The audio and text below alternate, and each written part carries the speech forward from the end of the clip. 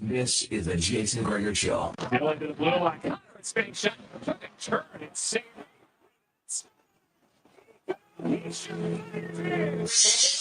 Alberta.ca, Alberta's only regulated online gambling website. That's fired, that's caught, and that is Hodge. That Hodge is going to take it to the end zone.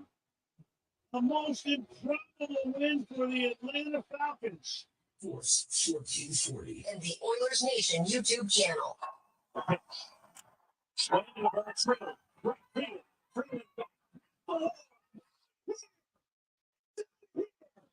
Alonso disappeared home run, and the Mets hit the lead.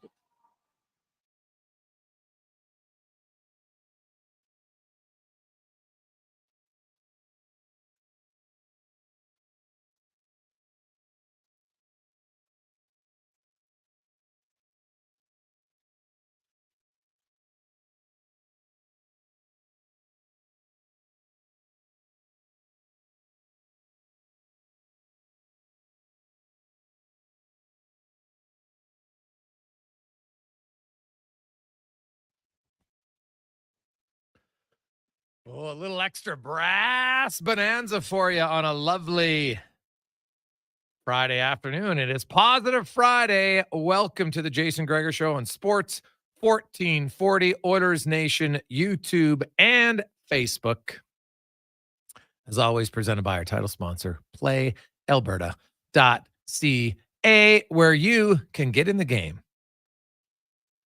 Alberta's only regulated online gambling website where 100% of the revenue stays right here in the province of Alberta. PlayAlberta.ca, where, hey, what did we say yesterday, con man? Take the over on Thursday night. Heck, man, that wasn't even close. That was a huge over. Kyle Pitts even actually did have over 2.5 receptions. Quite a bit over with 8 yesterday. And the Atlanta Falcons, 509 passing yards last night. Whew, it's quite the game. Falcons fans, you're back on the wagon, aren't you? You're right back on it thinking, here we go. So we'll see. The Edmonton Oilers in Vancouver for the final preseason game. We made it through the preseason. Oh, I don't know why, but this year seemed longer than it has in a long time. Long time. You know what would make it shorter? Win the Lotto Max tonight. 50 mil. 2 max mills. Get your tickets, playalberta.ca. The Oilers going with what easily could be their opening night roster for the Oilers. McDavid with Nugent Hopkins and Hyman. Skinner with Draisaitl and Arvidsson. Henrique with Janmark and Brown. Philp with Podkolzin and Perry. The triple Ps. P cubed. Come up with something. Ekholm, Bouchard, Nurse, Emberson, Kulak, Stetcher. Stuart Skinner will start in goal. Meanwhile, the Vancouver Canucks also going with a pretty heavy NHL-laden roster tonight. It is their 6th and final preseason game. They will have JT Miller making his first preseason appearance with Heinen and Besser. You got Peterson with Sprong and DeBrusk, Ratty with Garland and Hoglander, Bluger with Sherwood and Baines, Hughes, Ronick, Susie Myers, Forbort and Desharnais, and Shelovs will get the start in goal tonight for the Vancouver Canucks. Demko obviously still not ready to go. So there you have it. The Oilers, I look at that roster tonight, honestly. You can make a strong case why. You know, you could have Stetcher ahead of Brown. We talked about it yesterday on the show. I don't know where Dermott fits in. I outlined it today at Oilers Nation. If you look at all their numbers, because they all three played basically 50 games together in Arizona last year. And I know, hey, last year's last year. But Dermott's a left defenseman. He's a left shot. Stetcher's a right shot. Stetcher's a better right defenseman. So then it's Dermott and Brown for number 7, and Brown brings you an element that Dermott doesn't. Now, you might not like that element. That's fine. But I'm telling you, the Oilers feel it's necessary just in case. And so I could see Dermott potentially, maybe there's a conversation, you know what? Hey, we're not going to offer you a contract. We can offer you 2-way. Maybe he waits. So, you know, keep skating with the team, because you can skate with the team on a PTO. Remember Chris Kelly did that in the 2017-2018 season when he wanted to play for Team Canada at the Olympics because they weren't sending over NHL players. So he kept in shape, and I think he practiced, up until like late November. If my memory's correct. I didn't go on the road, which is fine, but he skated at home. Possibility. There's lots of other little things you can do at times if you want. You want to stay in shape and doesn't want to sign a two-way deal. I get it. So there you go. Other news today, former Edmonton Oilers Jack Campbell is leaving the Detroit Red Wings. He is entering the player assistance program of the NHL and the NHLPA. So you wish Jack, who honestly, one of the nicer guys that I've been around over there, always was smiling. And there was days where I probably didn't have a reason to smile. He was always pretty upbeat and personal. So you hope that he gets the help that he needs, and he'll be away from the Detroit Red Wings for an indefinite, undetermined period of time. Yesterday, the Mets, they got it done.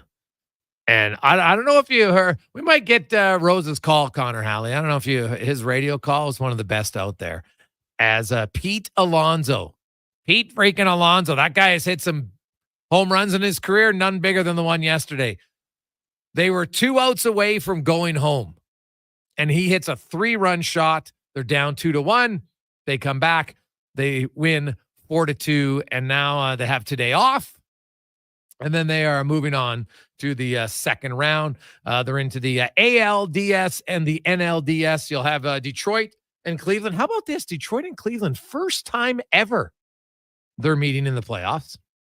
The Mets and Phillies, first time they're ever meeting in the playoffs.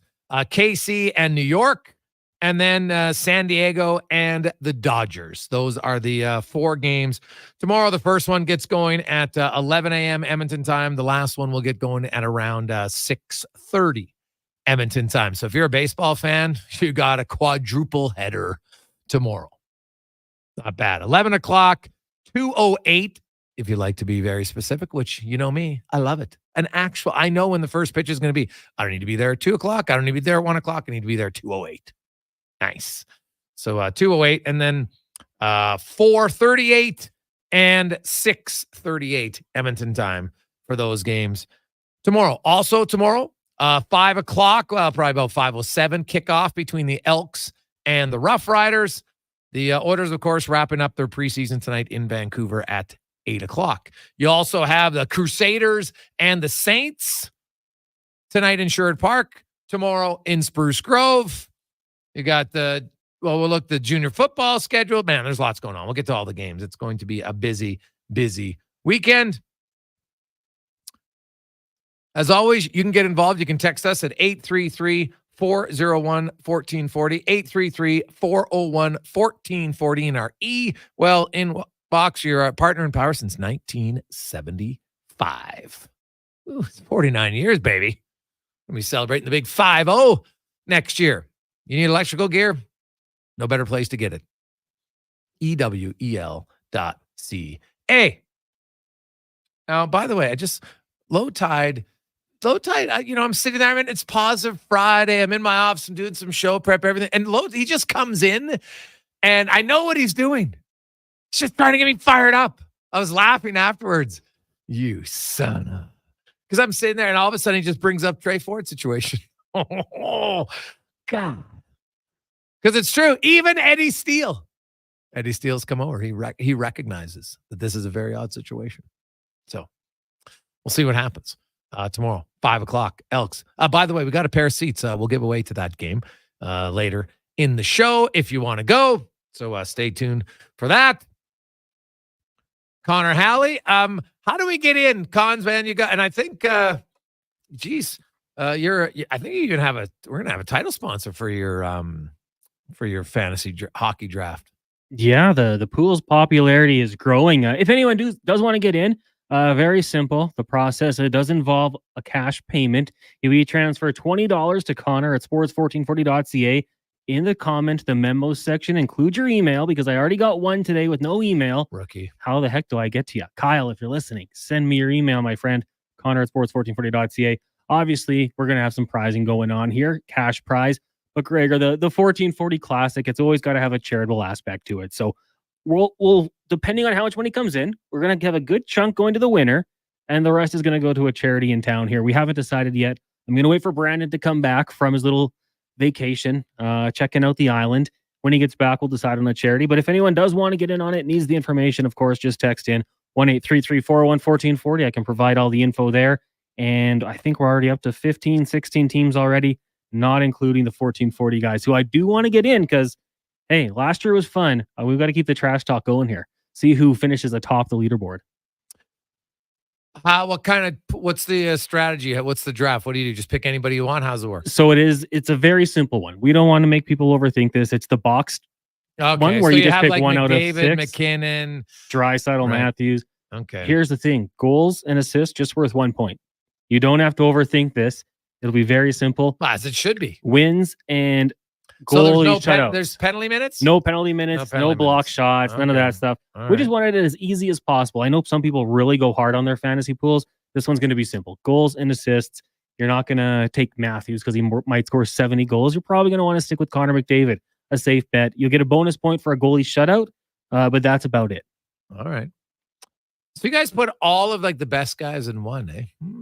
Interesting. We kind of just let it roll with the standard, yeah. Okay. Like, Because I want you to pick one, right? I'm assuming most are. You could have. You know what you could have done? You could have taken McDavid out because everybody's going to pick McDavid. I just want that one could have. person. Like the Duke who will overthink it. But you could have, and then put all the rest: McKinnon, Matthews, Pasternak, Draisaitl. That would be a good one. Then you'd have a debate. But with McDavid in the same box, everybody's taking him. I'd be stunned if somebody doesn't take him. Someone won't.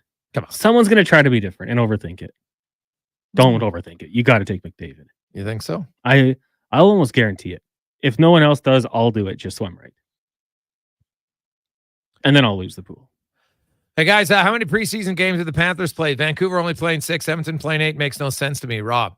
Well, Rob, I can tell you that the Oilers always play 8. Right? It doesn't matter. They could go to July 25th. Of course, we know that the season doesn't go that long, but it's not based on what happened last year by any stretch of the imagination. It's they've always done 8 because MONEY. Okay, that's why. There's no other reason other than MONEY. Florida, in case you're wondering, they also had 8. They had split squad games on the 22nd against Nashville, which is what Edmonton had against Calgary. And then they played Tampa, Carolina twice, Tampa again. And now they are finishing up with Tampa and I think the Kings. Yeah, they got the Kings tomorrow because the preseason action in the NHL ends tomorrow. So they also have 2 games. So there you go. 833-401-1440. Coming up on the show today, Jordan Tootoo, story of his life is coming out. Adam Scorgie, who's become one of the best sports documentary guys out there, will join us, talk about that. Gold medalist. Actually, no, Lorianne Munzer's not on the show. She is traveling out of town today. So we'll get to Wanye Gretz later on. Randy Janda joins us. Get the Vancouver side of things. JT Miller will make his preseason debut tonight. Quinn Hughes will play only his second preseason game. Livingston will be by. We got Craig Button returning because the NHL did officially get started today. And the first victory of the regular season goes to none other than the New Jersey Devils as they pick up a win. I think they were the road team today, if I'm not mistaken. So they pick up a win on the road in Prague, 4-1 over the Buffalo Sabres. And Stefan Noesen had a pretty good year last year, free agent signing, first goal of the season. If anybody had that, good for you. Jonathan Kovacevic, goal and an assist in his first game as a member of the Devils. Nico Hischier scored, and then Cotter from Bastion. So Bastion 2 points, Cotter 2 points, Kovacevic 2 points today for the New Jersey Devils. Owen Power with the lone goal for the Buffalo Sabres. And I don't know, if you watch the first 2 periods, oof. Now, it's first game of the year. Rasmus Dahlin and Tage Thompson, they were struggling in the first 40 minutes. Now, you know what? Hey, it's one game. But if the Sabres are going to go anywhere this year, their best players are going to have to lead them. They're going to have to be better. And it is interesting that what cost them last year was more so a lack of offense. In the first game of the season, only 1 goal. Now, again, it's only 1 game. But when you've missed the playoffs 13 years in a row, I could see how Sabre fans are already a little itchy. Oh, my God. Twitchy. We only scored 1 goal? Brutal. I get it. I totally would understand it. We'll come back. Scorgy and Tootoo will join us next on The Gregor Show, presented by PlayAlberta.ca live, Sports 1440, sports1440.ca, and Oilers Nation, YouTube, and Facebook. Carve out for a cause at the 6th annual Jason Gregor Pizza Takeout presented by Swift. Thursday, October 24th at the Canadian Ice House. Indulge in unlimited pizza while raising some dough for Kids Sport. Vote for your favorite slice to crown the People's Choice Awards winners. Don't miss Edmonton's biggest pizza party with Gregor broadcasting live. Tickets are $60 or $200 for a group of 4. Adults only. Buy your tickets today. For more details, see jasongregorpizzapickout.com. Hockey is back, and Play Alberta, Alberta's #1 sportsbook and official partner of the Edmonton Oilers, has you covered with bigger offers, boosted odds, live betting, player props, and more. New to Play Alberta, new players now receive $200 in free bets just for signing up. You already play? Get a $10 free bet for every $100 you bet every week all season long. Visit playalberta.ca and make your picks today. Bonus terms and conditions apply. When it comes to your health, trust Dr. Bryce Henderson for expert care in hip and knee replacements. With years of experience and advanced techniques, Dr. Henderson helps you regain your mobility and quality of life. Your health is my priority. Let's get you back to doing what you love. Put your health in the hands of a trusted expert. Book your consultation with Dr. Henderson today. Visit vitalsurgicalspecialist.ca or call 587-391-7864. Tasting just right. You can order food on noodle.ca, delivering you the news almost right away. Remember, you can order food on noodle at noodle.ca. So stay on your couch all day and order noodle.ca. Noodle. You've probably heard the term supply and demand. Something is needed and someone supplies it. We're GS Construction, and we're in the supply and demand business with you. Edmonton and the surrounding area continue to grow. Infrastructure has to be continually replaced and upgraded to keep up with demand. You see it with new buildings and new roads, but what about below ground, where all sorts of pipes bring you water and take wastewater away? That's where we come in. For more on what we do, go to gsconstruction.ca. Gateway Toyota treats us like we're precious gems. Because that's what we are. Every vehicle purchased from Gateway Toyota includes enrollment into their GEM program. It stands for Gateway Exclusive Membership. And it gives you 5-year access to over $2,500 in benefits. Free oil changes. Free tire and windshield repair. Free car washes. Even an annual detailing. You'll also get special discounts, trade-in bonuses, and referral rewards. I feel like a gem.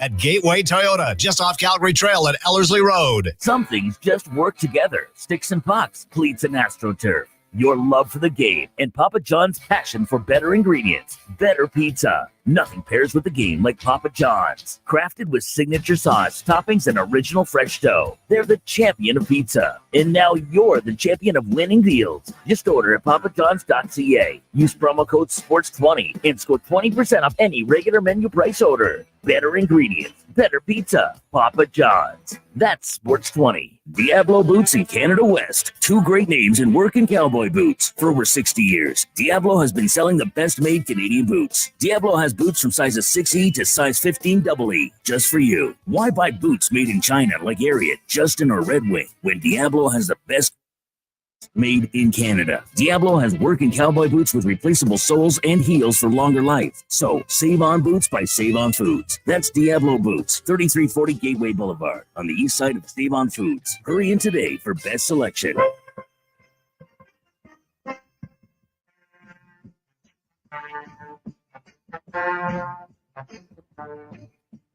Horses of this hour brought to you by Papa John's. May the better team win, and may you eat the better pizza. Order an extra large New York style one topping pizza for only $17.99. Order today at papajohns.ca.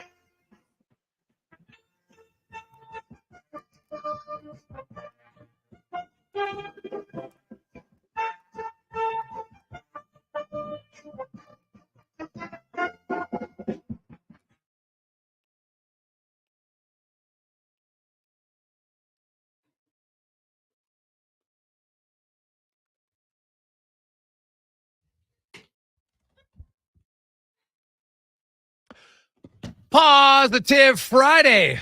How are you? And welcome back to the Gregor Show, presented by PlayAlberta.ca. Get in the game. NHL regular season. If you had the Devils, good for you, because they pick up the first victory of the 2024-25 NHL season. Elks, Riders tomorrow. Busy slate of NFL games. And hey, you know what? What did our guest yesterday say, Con? September was the new August. Now you get into October, the games are going to be better. Well, last night, pretty good start. Pretty good start if you like entertainment. Now, let's get to our big guests of the day now, plural. Brought to you by the Female Super League. Opportunity for 12U and 14-year girls to continue their development, learn more, play better. FemaleSuperLeague.com. As we are joined by former NHLer who is going to be the star of a new documentary from arguably the best sports documentary guy going. Documentarist? I got to get the proper term there. Jordan Tootoo, of course, joins us. Adam Scorgiev. They have teamed up for Tootoo, the Jordan Tootoo story. Fellas, how you doing? Doing great. Thanks for having us on, Gregor. Is it documentarist? What's the proper term there, Adam? Yeah, documentarian is what they say. You know, I call myself a self-proclaimed creative hustler because I think that's what it takes to get things done. But documentarian is the word they use. That and we call you the Timberlake doppelganger. So, you know, either one. I love it. I'll take that one. We'll go with that. Jordan, it's good to talk to you again, my man. And what I appreciate about you, you have always been very open and honest with your story. But I talked to Adam. Him and I were during the Stanley Cup. We bumped into each other, and he was telling me about it and how, like, I read your book. This goes even deeper. Kind of tell me your motivation to want to tell even more about your story. Yeah. So for me, it's not so much about my story. It's our family story, and to really dive into those layers upon layers that have been pounded on, and this whole process throughout the last 3 years has really opened up our family's mindset and really helped us on this healing journey together. You know, I don't look for any kind of fame or fortune or anything like that. This is more for my family to really grasp as to all the trauma, the dysfunction and whatnot. So it's been a fantastic journey for not only myself, but my sister, my mom and dad, a lot of my relatives, to really have those conversations that we've never really had before.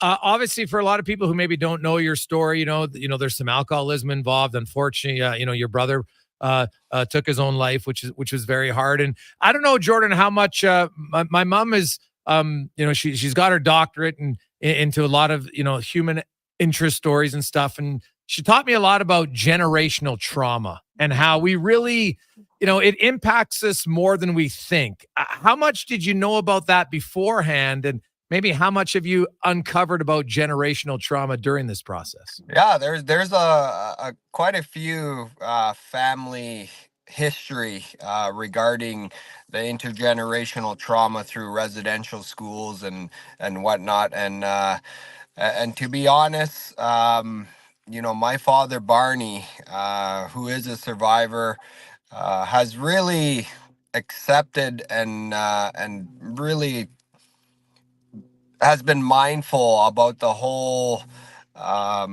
journey that we've been on as a family. You know, looking back, your average Canadian is uneducated about the history of the Indigenous people in Canada. So this documentary is to help people maybe open those doors and dive into there's a lot of information online, and there's a lot of history there that your average Canadian has no idea about. For me, throughout this journey, uh, I've I found out my dad went to residential school, and I didn't know that before. So there was a lot of aha moments for me personally to reflect and to not so much like kind of get over the resentment I had towards my parents. Now now knowing their story and what they've experienced. This journey has allowed me to have a little more compassion, to be a little bit more loving, and as a man, to really be vulnerable. A lot of men in society don't know what vulnerability means, and it's something for me. A real man shows vulnerability. A real man shows emotion, and a lot of the stuff that has been uncovered has been hush hush. Within our community, within the territory, within the Indigenous communities. I'm not the only one that has gone through all this dysfunction. Physical, verbal abuse. But looking back now, for me, it's not about feeling sorry for myself. It's about turning the page and moving forward. How can we be better today to be better tomorrow? Jordan Tootoo joins us. Also, Adam Scorgi. Tootoo, the Jordan Tootoo story is coming out right away, and it's going to be actually in Edmonton. They got a big screen. We'll get to that in a second. Adam, you've done lots of sports documentaries, and they're all a little bit different. Of course, you had the Bailey experience and Bisbeen, but this one is very different because, as Jordan alluded to there, obviously there's the sports connection, but it's much deeper than that in this regard for you. And I know when you're sitting in there, you got to ask some questions that are really going to open up some wounds or pull a scab off. How was that for you? How is this different? And how does it change for you now when you go through this process as the one, on the other side, not telling their story, but uncovering the story? That's a great question, Greg. This one has been more emotional, impactful than probably any other project I've worked on. Built a tremendous relationship with Jordan, and the Rankin community was super welcoming of us coming up there. But Jordan, that's because of Jordan, because Jordan said, hey, I will share all parts of my story, but the only way that we'll do that is if you come and experience it the way we did. So we went on the land with Jordan for 3 days. We went up for the beluga hunt, the big fish. We went to his memorial, his brother's memorial hockey tournament that they have. So really experienced what it was like to go through that. So that's how our director, Michael Hamilton, and our team built such a great relationship with the community and Jordan's family to be able to ask those questions and pull them out and get that emotion. Jordan, he's been sober now for 12 years and has been going through therapy. So he's very open about talking about it. But a lot of other people, like some of Jordan's friends and family, had never talked about some of the stuff that had happened, like Terrence's passing and stuff like that. And we capture it for the first time on film. This one moves me more than anything. Going on the land, experience that with Jordan and his family is something I'll never forget and cherish forever. It's made me a different person. I like to think I'm more sensitive, and like I can't get through the movie without crying. I like Jordan looks at me. I'm ball. Even the last time we just watched another cut to make some notes, like I've gotten to know his family so close. So when I see them breaking down and talking about this stuff, it wrecks me. I'm more sensitive now and open, I think, too, is talking about how I feel. So it is I think that's what gets you to want to do docs, though, is there is a way stronger personal connection because we spend years with you. We go through it with your families. It's not like a scripted film where you have lines, you go bang it out for 3 weeks and then you're done. Jordan and I will be forever friends, and I'll be ever connected to the Tootoo family with this story. So this one is effective. I think we lost Adam there for a second. So Jordan, first of all, how was Adam's hunting skills?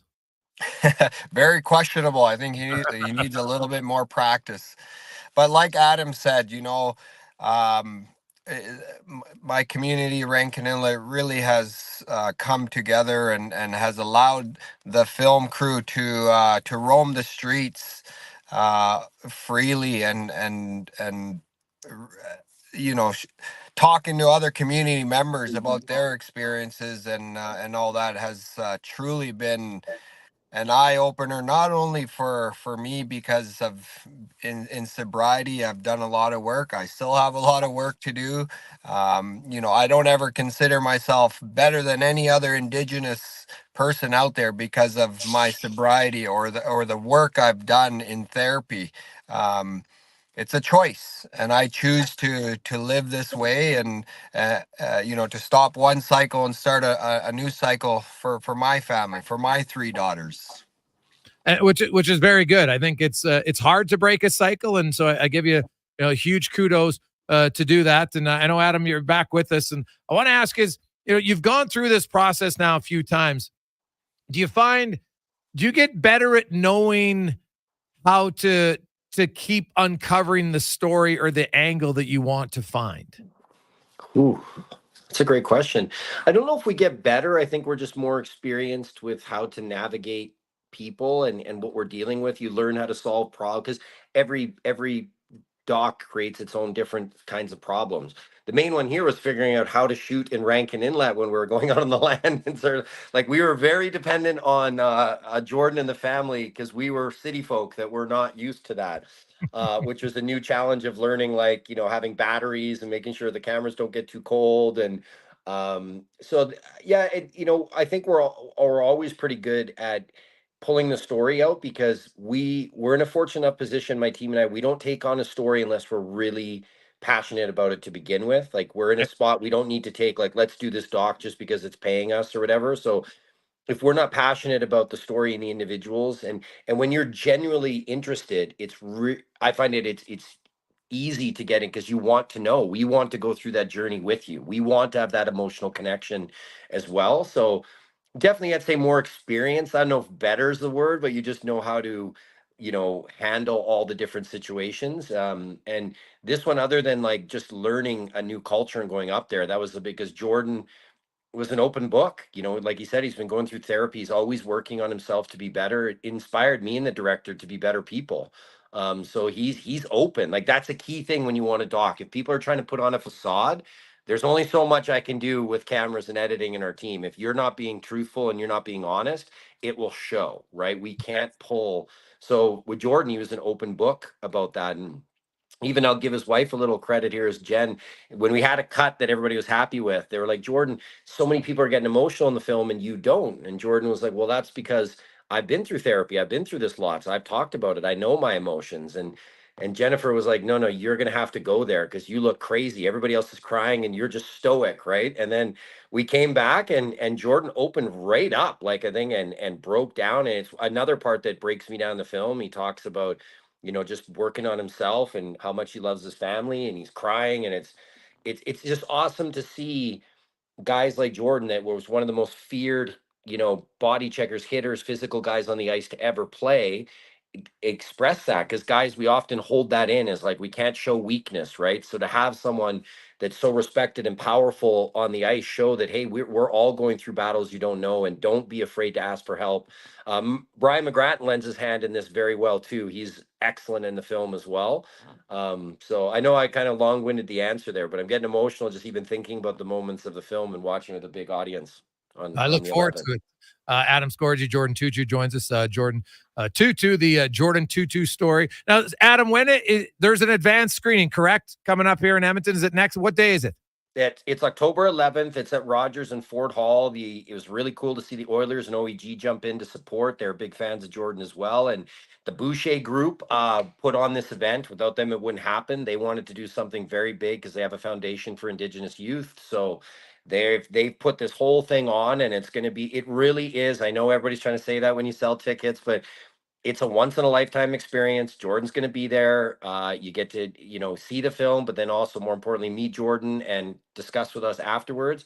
I really recommend if you can come see it on the big screen. It's really cool. They're going to do it on the Whale Tail in Ford Hall. I just checked ticket sales and they're blowing up. Like almost all the VIP tickets are gone. The rest are half sold. So if you want an opportunity to meet Jordan and see this in the best possible way with a great audience presented by the Bouchers at OEG at Rogers, I recommend getting on your tickets this weekend because I'm guessing 2 or 3 days out there will be none left. Where to go to get them? What's the easiest way? Go to the Rogers Place thing, or you can go onto my Instagram or Jordan's Instagram. We got ticket links on there. Either of those will work, or the Scourgy website, but probably just those that are in the Alberta community. Just go to the Rogers Place app, see the events going on. It's Friday, October 11th in Rogers Place. And I know when we did this for Making Coco and Grand Fuhr, it was one of the few. There's a lot of people that had never been able to afford to go to Rogers Place. Well, this is an event you can afford because it isn't like starting price is $300, right? It's so you can get in there and experience a great evening and meet who I'm honored to now call a friend, but one of the most exciting Indigenous players to ever play in the NHL, Jordan Tootoo. Jordan, your journey is amazing, not only because of, you're really somebody who broke a lot of barriers, right? You're raised in Rankin, and you'd never really been anybody from the Canadian Arctic. You're the first Inuk player to play there.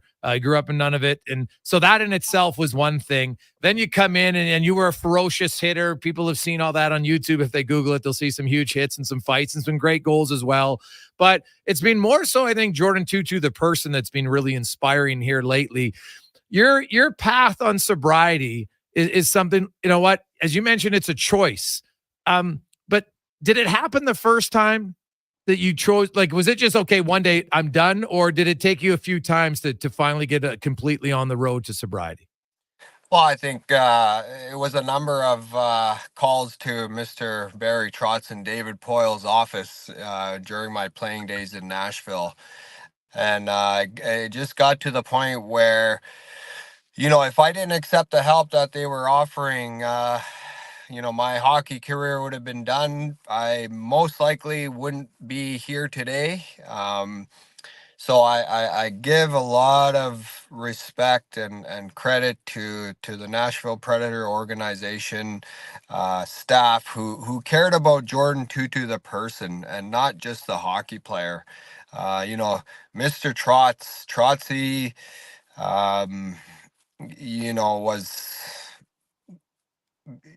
a guy who I deeply respect, and to have those really intimate conversations with him as a young 24, 25-year-old who doesn't quite know what reality is at that age, playing under the microscope.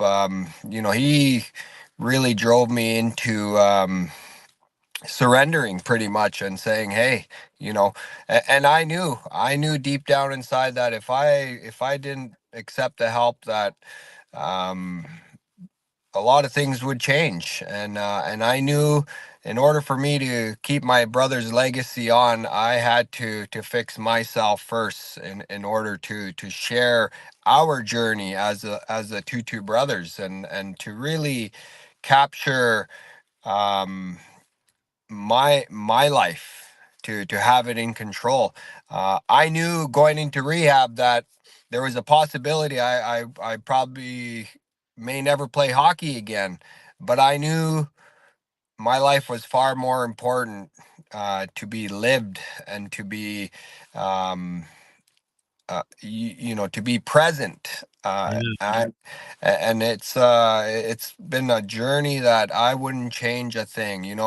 Although I didn't have the chance to hoist the Stanley Cup, I get to wake up every morning and see my 3 daughters walk out of their rooms. And to me, that is my ultimate goal is to be the best father, and to see those 3 girls and my wife, I think I've won the lottery. And I'm truly grateful for this journey.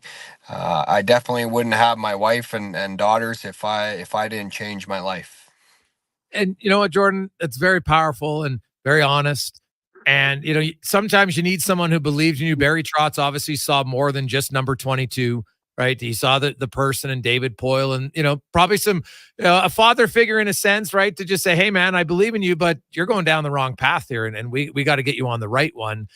When you look back on that and your childhood and your upbringing, I'm sure this will be in part of the documentary, Adam, but just how, we talked a little bit about generational trauma, but just the trauma that you experienced personally as a kid. And was there a lot of anger? Did the drinking, was it really, when you look back on it, did you get into the drinking because it could mask you not having to think about those things? Absolutely. You're bang on there. To me, drinking was to exactly mask all those insecurities. And, being a popular guy in Nashville, I just didn't want to be in my own mindset when I was at nighttime. So using and abusing alcohol was, I guess, 10, 15, 20 years ago, it was normal, right? To go out and when you get the green light, it was game on. And my biggest thing was making those excuses. Well, I'm doing my job, we're winning games because I'm bringing the emotion, so I started becoming selfish, and I started realizing a lot of my teammates didn't want to hang out with me, and I think it was probably about my 5th or 6th year in Nashville where I started seeing that trend, where my teammates were starting to avoid me, and I knew right then and there that something was not right. And when I looked myself in the mirror, I didn't know who that person was. We all fight a fight no one knows about. I don't care whether you come from a very successful family. Everyone has their own story, and for me to have a great team around me that I trust and can be vulnerable and open and truthful, it's allowed me to go to bed at night with clarity.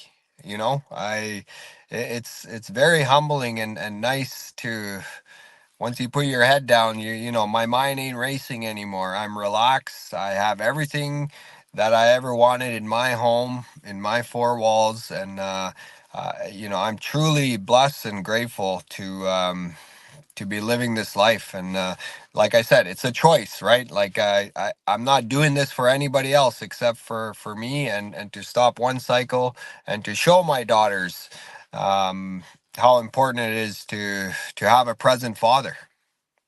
Jordan Tootoo, Adam Scorgi, join us here. The documentary Tootoo, the Jordan Tootoo story, is going to be released next Friday. Actually, a very special viewing at Rogers Place. You can get your tickets. Just go to Rogers Place or follow Jordan and Adam on Instagram. You can check it there. Jordan, I have a lot of text messages coming in, so I hope it's okay if I ask you this question from a few. Hey guys, I'm really struggling. I've tried to stay clean for many times. It doesn't work. Does Jordan have any advice on how to finally make it work? That one comes in from Dan. Well, I think for me, it's different for everybody, right? What's worked for me is getting out in nature, um, having a relationship with nature to me has allowed me to really look back and think, and at the end of the day, we all can say it's mind over matter. You got to want it here, right? And everyone hits their rock bottom in different ways. And, for me, once you start accepting yourself for who you are, and believing in yourself, things start to change. Yes, it's very hard when you have perfected a certain way of life, and when you change it in adulthood, it's hard. right? Going sober cold turkey is it actually gets harder for the first year or two to navigate, because there's a lot of changes. So for the young gentleman there, it's 1 minute, 1 hour, 1 day at a time, one step in front of the other, and at the end of the day, you got to kind of be selfish a little bit and do what's best for you. I was so concerned about how everybody else around me was feeling, and I wanted to make sure that everyone else was looked after before me.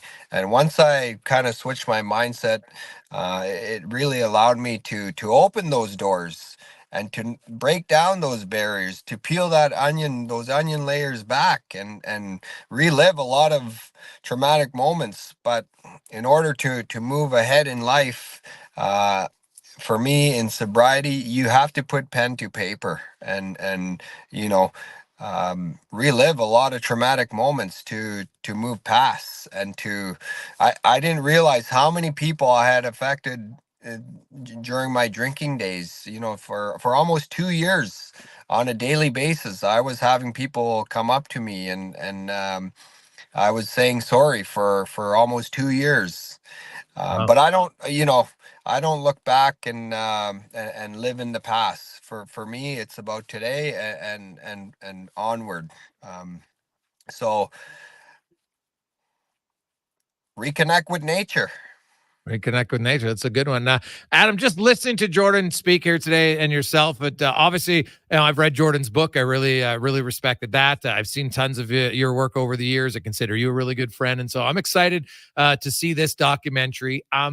If you were, for anybody out there who maybe didn't know Jordan's story, give me a little preview of why they should come see this doc and what's going to make it special. Ooh.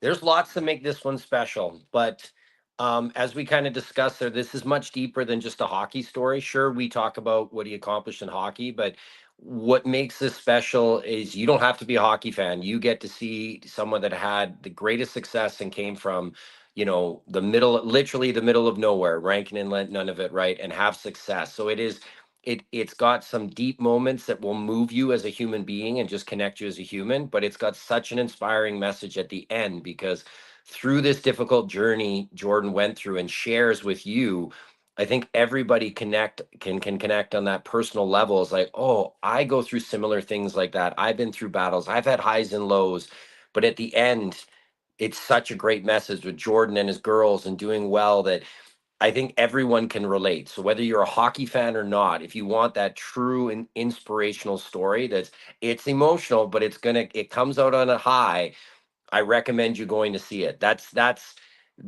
I really think this film is going to help a lot of people around the world, not just in Canada, because it has such an inspiring message. I've only had one film that had kind of what I call the crash and burn, and that was Robbie Knievel's Chasing Evil, because he didn't get sober. It ended on a dwelling where his best was behind him. Jordan's best is arguably in front of him. So you come out of there emotionally affected, but you're in an inspiring way. And then to hear Jordan talk afterwards and to get to meet him, honestly, I've recommended every young athlete in town, if you are chasing a dream of playing in the NHL or another sport, come see Jordan's story, because you're going to have obstacles. Every journey has it. That's what really tests you to see if you can get there. And I'd argue Jordan has one of the toughest ones ever, and he still made it work. But then even when he reached his dream, that's almost when the pinnacle of the challenges came, right? That it all came crashing down, but then he came back out, right? I'll give a little spoiler here. In the film, there's a part where once he got out of rehab, they said, oh, you should quit playing hockey because that's going to send you back down there. And he was like, no. I'm going to show you hockey's what saved me. Let me show you once again how strong I am, and comes back and finishes his career on a high. It's honestly, I've never been. I hate to say this because you shouldn't comparing films like comparing children, but I am so damn proud of this film, and I whether you're a hockey fan or not, whether you know Jordan or not, I highly recommend you come, because the opportunity to watch it with an audience and Jordan there is a life-changing event that you should come. Well, fellas, I can't wait. I'm looking forward to it. Jordan, it's always great to see you again. Same with you, Adam. I look forward to seeing you guys in a week's time. Thanks so much for joining us, sharing a little bit of the story, and we look forward to seeing the documentary next Friday. Of course, it is Tootoo, the Jordan Tootoo story. Thanks, guys. Appreciate it. Thanks, Gregor. As always, appreciate it, bud. Thank you, guys. Thank you. You betcha. There is Jordan Tootoo and Adam Scorgi. And you know, it's funny. I was during the Stanley Cup playoffs, because Adam was filming a lot of things for another thing that he's doing with the Oilers, and like this Face-Off documentary. They had some footage for that too, and he was just telling me about Tootoo and what they'd been up to, and it was going to come out in October, and they hadn't finished all of it, but he's going through that process, right? You've got all the footage, now you're breaking it down and putting everything together, and he got emotional just talking about it then, and that's when I knew that it was going to be good. So I really liked this Bisman one. I thought the Bailey one was fantastic. So looking forward to it. A quick break. We'll come back here on the Jason Gregor Show. I ran a little bit late, but that's okay. On Sports 1440, Oilers Nation, YouTube, and Facebook, presented by PlayAlberta.ca. Need a truck? Want a great deal on a truck? Get into Wolf GMC Buick. It's GMC's Canada-wide clearance. Take advantage of 0% financing on Sierra half-tons. Oh, and guess what? GMC employee pricing is back on all in-stock 2024 Sierra HDs and Yukons. That means thousands of dollars in savings on GMC Sierra 3/4 ton and 1 ton. Also thousands off the industry-leading SUV, the GMC Yukon. Get to Wolf GMC Buick now and drive away with money off and a smile on. Just off the Anthony Henday. A premier hockey solution with a clear path for A long-term quarterback development controversy. is proud to be entering A quarterback controversy here in Elksville boggles the mind. Questions are being thrown around like most of Mickelthorpe. Regular season gameplay and a strong Ownership commitment to individual and skill development. It's and an attractive option for here's those just a few seeking questions. family life balance. The Hockey Super League offers opportunities for both male and female athletes born between 2012 and 2017. Visit hockeysuperleague.com for more information. Michelle and Colette are sisters. Sisters who don't agree on much, especially when it comes to which hockey team is the best. Edmonton is the best, Federal baby. politician. Vancouver's #1. Even when it comes to meat snacks from Wilhawks. Love the Herrenschwiener. The ham sausage rules. But they will agree. Wilhockey 29 is the best. It might Organ just be donor the card. only thing Alberta Enough hockey said. fans can agree on. The 2-minute warning with Cam Tate, Monday, Fridays, Gregor and Crayford Show, Sports 1440. Coffee Spot, a trusted barber, even a lucky game day jersey. But when it's about looking your absolute best, there's only one name you need: Mr. Dirk. Family run since 1939. We're experts in crafting impeccable tailor-made suits and offering a wide variety of everyday styles. Pair that with personalized one-on-one fittings and the convenience of on-site tailoring. Mr. Dirk elevates your style game. Visit our Edmonton store or explore MrDirk.com. Score big on style with Mr. Dirk. Hey, sports fans, we've got a clear choice for you. At Crystal Glass, we provide customers with the perfect glass for any job. From home to auto and even commercial, installation or repairs, we're your team. Call 310 Glass or visit crystalglass.ca. Crystal Glass. The Canada-wide clearance is on at GMC. Get 0% financing for up to 72 months on the 2024 Sierra 1500 Elevation. With Sierra's 13.4-inch diagonal premium GMC infotainment system with Google built-in compatibility, available off-road package with hill descent control, plus an available 3-liter Duramax diesel engine, you can take the road less traveled and try new things, like fishing or whitewater rafting. I should have gone fishing. Ask your GMC dealer for details. I'm Ryan Nugent-Hopkins. And I'm Zach Hyman. And when we're not making juicy, sweet passes, or having my goals disallowed, we're working for Legacy Heating and Cooling. You know, guys used to call me a plumber. And now they call you an HVAC technician. Nice. Hey, guys, you're not here to install furnaces. You're here to sing the jingle. Oh. Well. Okay. Call Legacy. Call Legacy. No payments and no interest for 1 year from qualified installers. Legacy Heating and Cooling. Portions of this hour brought to you by On the Rocks. Get your Elks Party Bus tickets now. $35 includes a game ticket, a ride there and back, access to the lower bowl party deck, and a prepaid Coors Light. Book your tickets now at ontherocks.edmonton.com, Jasper Ave and 118.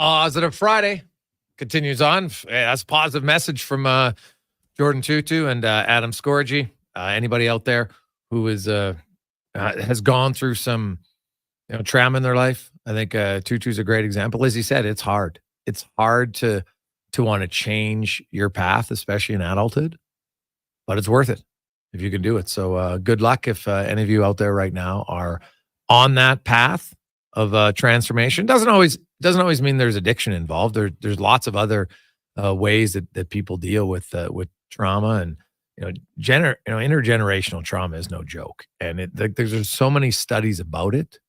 And as Jordan said, you know what, he had a lot of resentment for his parents, and after hearing and talking to them and them really explaining their story, right? Like his dad never even told him he was in a residential school up until now.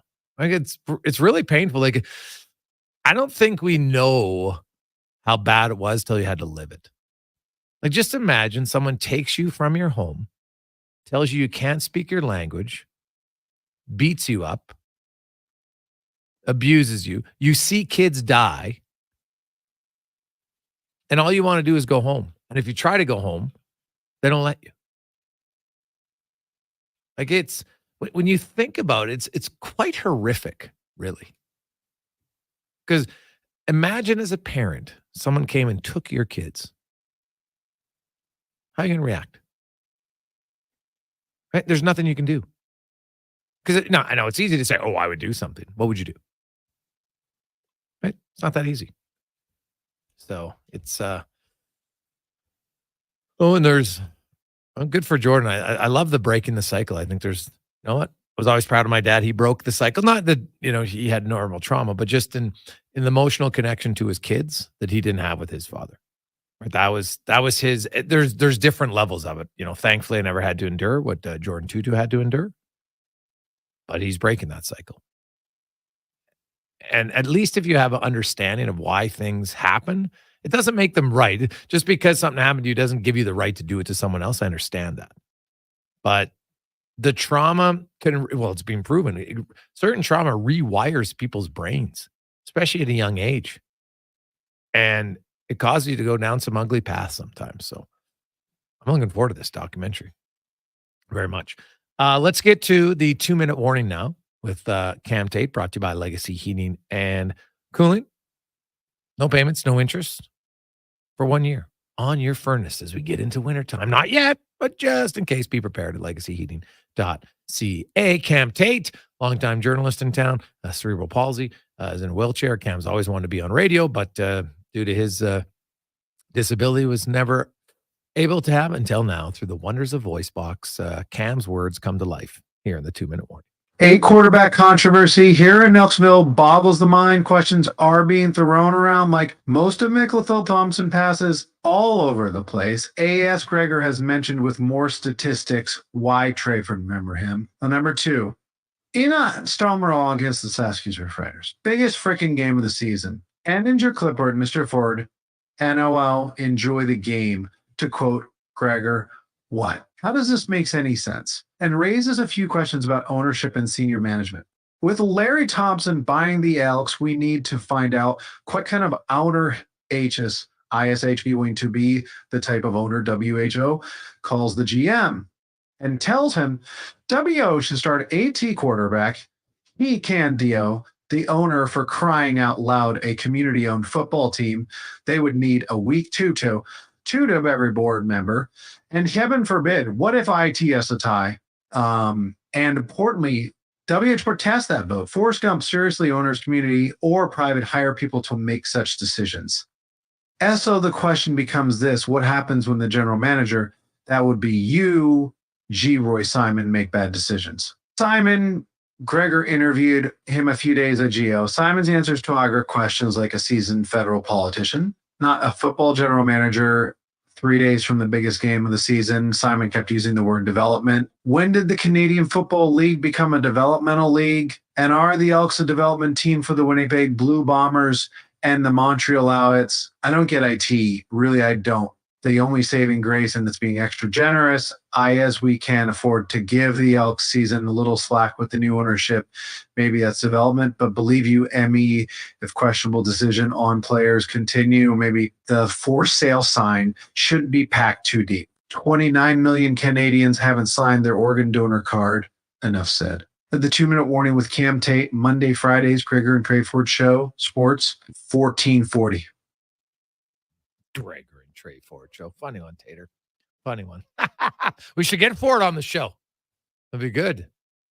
So, but probably not. Maybe in the off season. We'll see.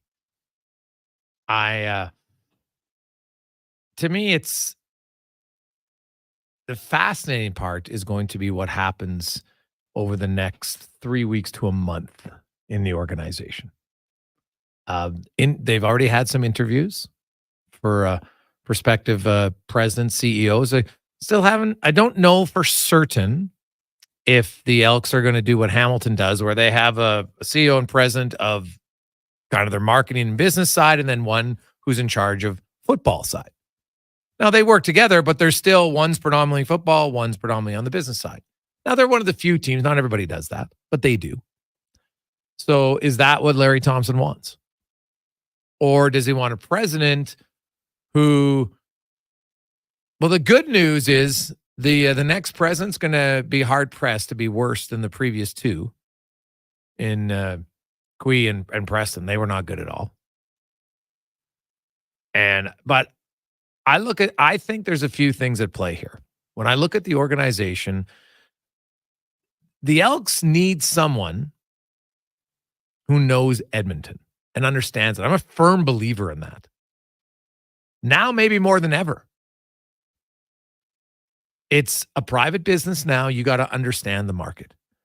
I think, to me, their president's got to be from here or know the city very well and is moving here.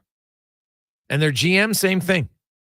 I think if you want to be successful, Edmonton's always been heavily engaged, the football team in the community. You're going to need people at the top who are engaged in the community. Football is definitely a major part of it. Don't get me wrong, but there's other aspects. I think it's beneficial when your GM is present and available for some non-football appearances. I do think it matters. I really do, especially for the football team. And if you look, there's been too many people that have come in here recently and wanted to do things different and their way. And it's been an unmitigated disaster. From Tillman, Gong Show, and then post-Hervey, because you got to think, really, the only time the Elks were successful here and had some stability was when he was the GM. Now, he wasn't perfect. We've talked about that many times. But they had some stability. Since he left, it's been an absolute gong show. And I think that's going to be Larry Thompson's challenge, is that president hire is massively important, and they need to get it right. So then that person, because G. Roy Simon and Jarius Jackson, both their contracts, they're done at the end of the year. There's no guarantee they're coming back. You got a new guy coming in. They're going to want to look and say, okay, what's going on here? Right? You interview them, you talk to them, no question. But it's far from a foregone conclusion that they're back. I know some people thought if they made the playoffs, they'd be back automatically. Maybe. But right now, playoffs are like a miracle if they're going to happen. Right? Saskatchewan has to lose all three of their games. Edmonton has to win all three of their games. And BC, if Edmonton wins all three of theirs, BC can only win one. And they play Calgary. Saskatchewan plays Calgary. Calgary's not very good. So odds aren't great. Let's get to a quick break. We'll come back. We got lots more hockey talk, some football, and more on the Gregor Show presented by PlayAlberta.ca. Let's get to the Conman Sports 1440 update brought to you by Fountain Tire. It's a harvest time, and you can get great deals on farm tires. Up until November 1st, you can save $150 off Alliance and $200 on select Goodyear and Titan tires. Find a dealer near you at fountaintire.com. This is the Sports 1440 update. It is game day. The Edmonton Oilers are wrapping up the preseason out in Vancouver. Puck drop just after 8 o'clock in this one. We had one regular season game with the NHL Global Series kicking off today in Czechia. Devils knocked off the Sabres 4-1 later tonight. Ducks, Sharks, Flames, Jets, Sens, Red Wings, and the Lightning taking on the Hurricanes. Week 18 in the CFL will get going tonight with the doubleheader at 5 o'clock. You got Hamilton and Winnipeg. Then at 8 o'clock, Calgary's in BC to take on the Lions. NBA action preseason in Abu Dhabi. The Nuggets falling at home. You're not at home, hosting the team as the Celtics 107-103. How about Peyton Pritchard leading the way? 21 points for the Celtics later tonight. Lakers take on the Timberwolves from Palm Springs. And you'll also have the New Zealand Breakers in Utah to take on the Jazz. Major League Baseball playoffs tomorrow starting at 11 a.m. You got Guardians, Tigers, Mets, Phillies, Royals, Yankees, and the Dodgers hosting the Padres in town tonight. Foot Field, the University of Alberta Golden Bears take on UBC. That one gets going at 7 o'clock on the ice tonight.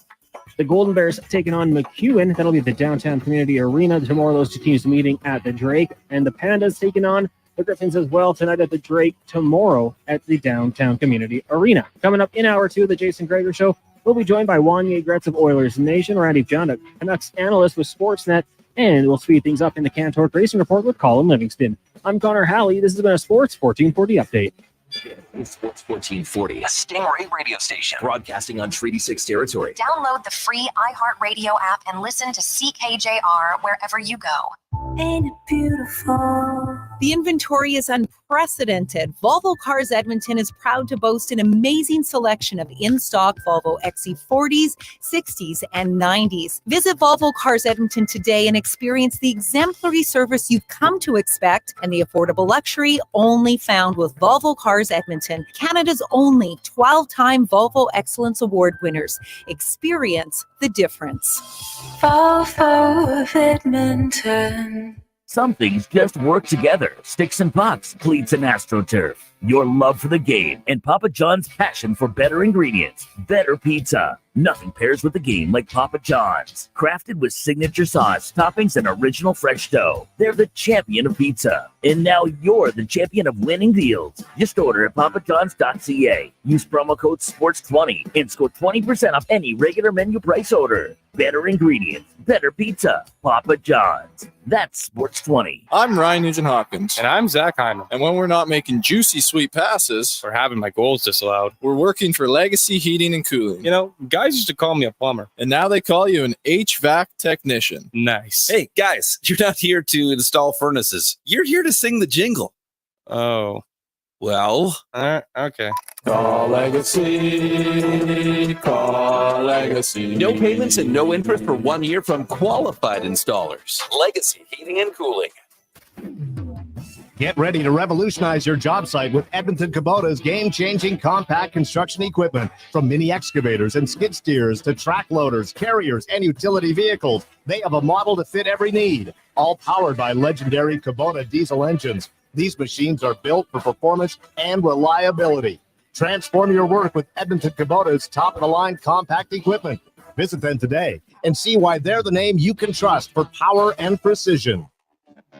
Hockey is back, and Play Alberta, Alberta's #1 sportsbook and official partner of the Edmonton Oilers, has you covered with bigger offers, boosted odds, live betting, player props, and more. New to Play Alberta? New players now receive $200 in free bets just for signing up. You already play? Get a $10 free bet for every $100 you bet. Every week, all season long. Visit playalberta.ca and make your picks today. Bonus terms and conditions apply.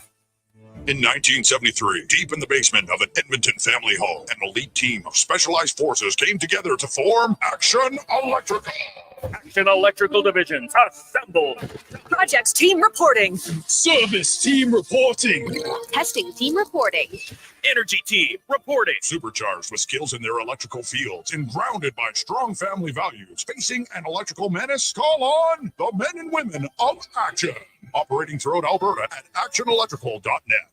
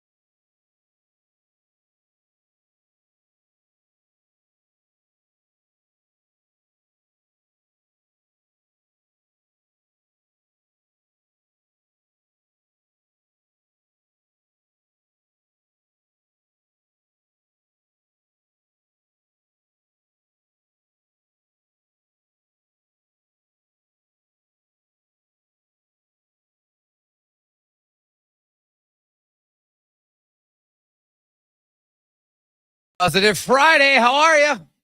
Woohoo! Preseason for Edmonton wraps up tonight, as it does Vancouver. Then some teams tomorrow will wrap up the preseason. The NHL regular season actually began today. New Jersey with the first win of the season over Buffalo. They'll play again tomorrow, 10 a.m. Edmonton time.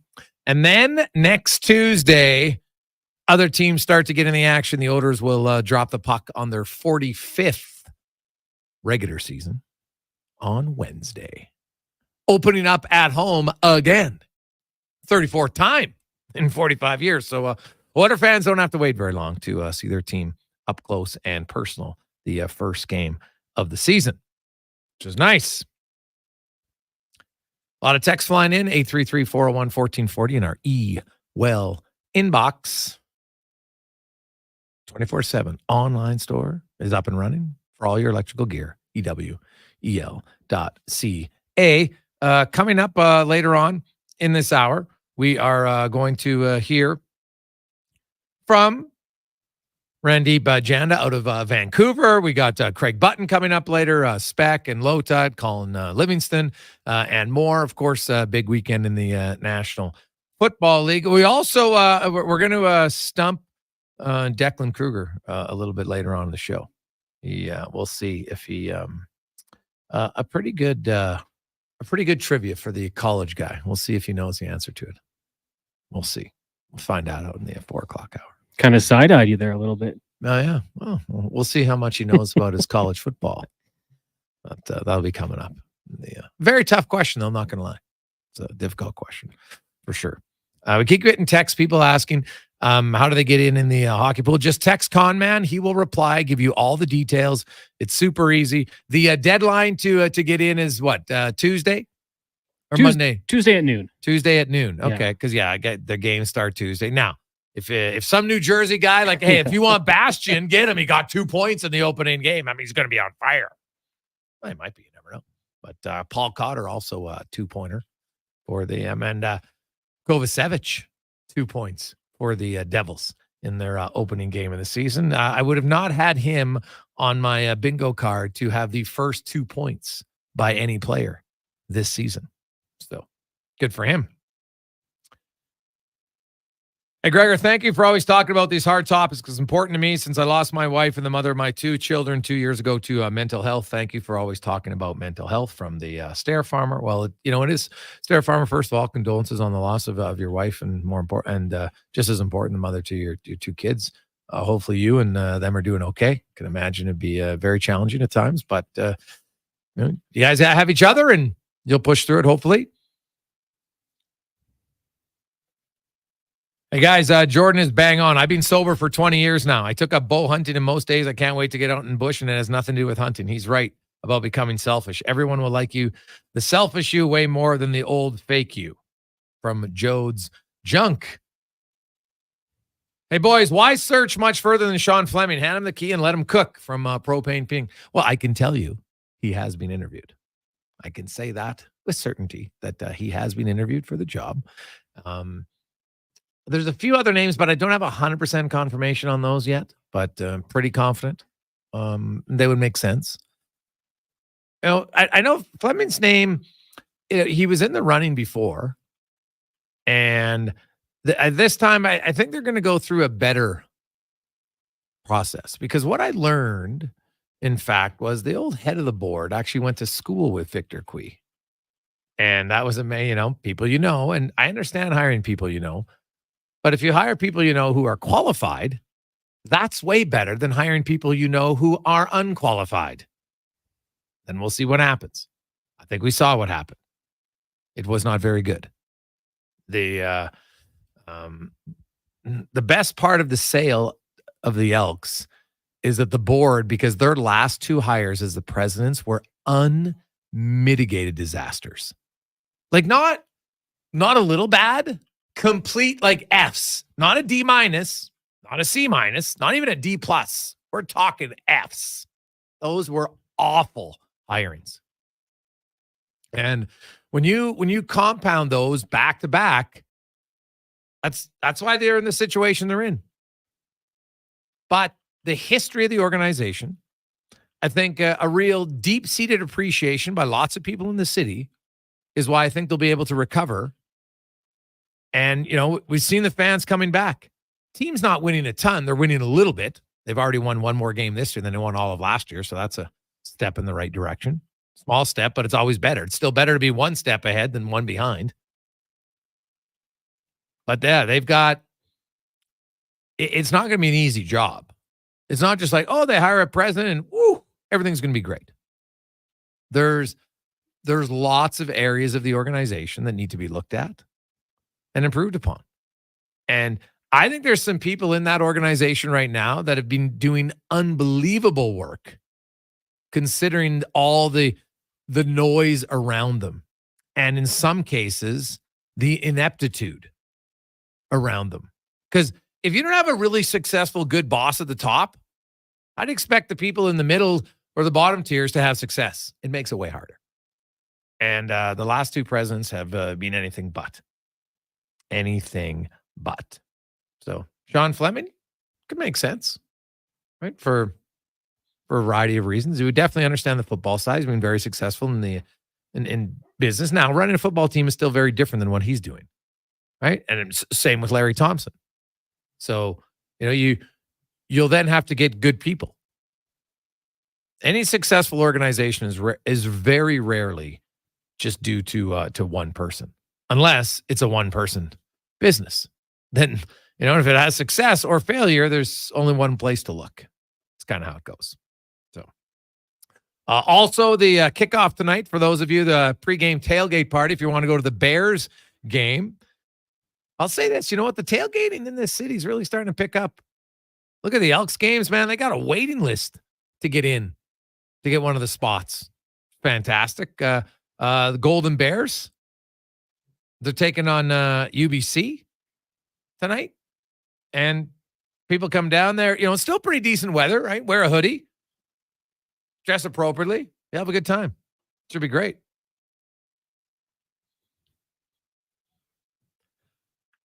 Hey guys, no one's going to turn it around. CFL's a dying league from JCD. I totally disagree with that, JCD. It's people love to repeat things. If it's a dying league, why does their TV numbers keep growing? I mean, if it was a dying league, why did Edmonton suddenly have way more fans here the last month than they had the previous 2 years? Because if it was dying, if you're dying, it's just progressively dying. Right? Did they get like a bolt of energy and they got shocked? Now they're sitting up for a second, then they're going to go back down. I don't know. I think some people sadly like to make those comments and hope it comes true. I've never, and because I don't know why, but some people are happier when others fail. I don't get it. That's just not me. I'm not wired that way. I'm a glass half full guy all the time. Might be annoying to some people, but that's how it is. I don't buy for a moment that it's a dying league. Is it a league that could use a little work? 100%. I have not been enamored by the leadership of their commissioner for the last few seasons. Right? Spending more time talking about expansion when it's not remotely. Why even mention it? Many other things. Like, I don't know. Maybe understand the importance of the internet. Rather important one. It's a great way to connect to people. Use it better. Simple. Use it better.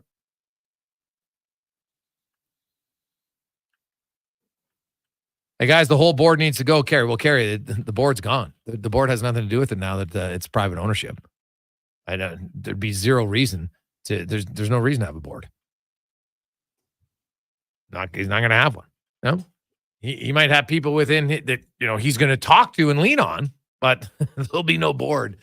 I guess Larry Thompson wants to start one, but that wouldn't make any sense. Like, all you'd have to do, like, if you're Larry Thompson, all you'd have to do is just look and say, okay, let's look at what happened here under the guidance of this people that are currently on the board.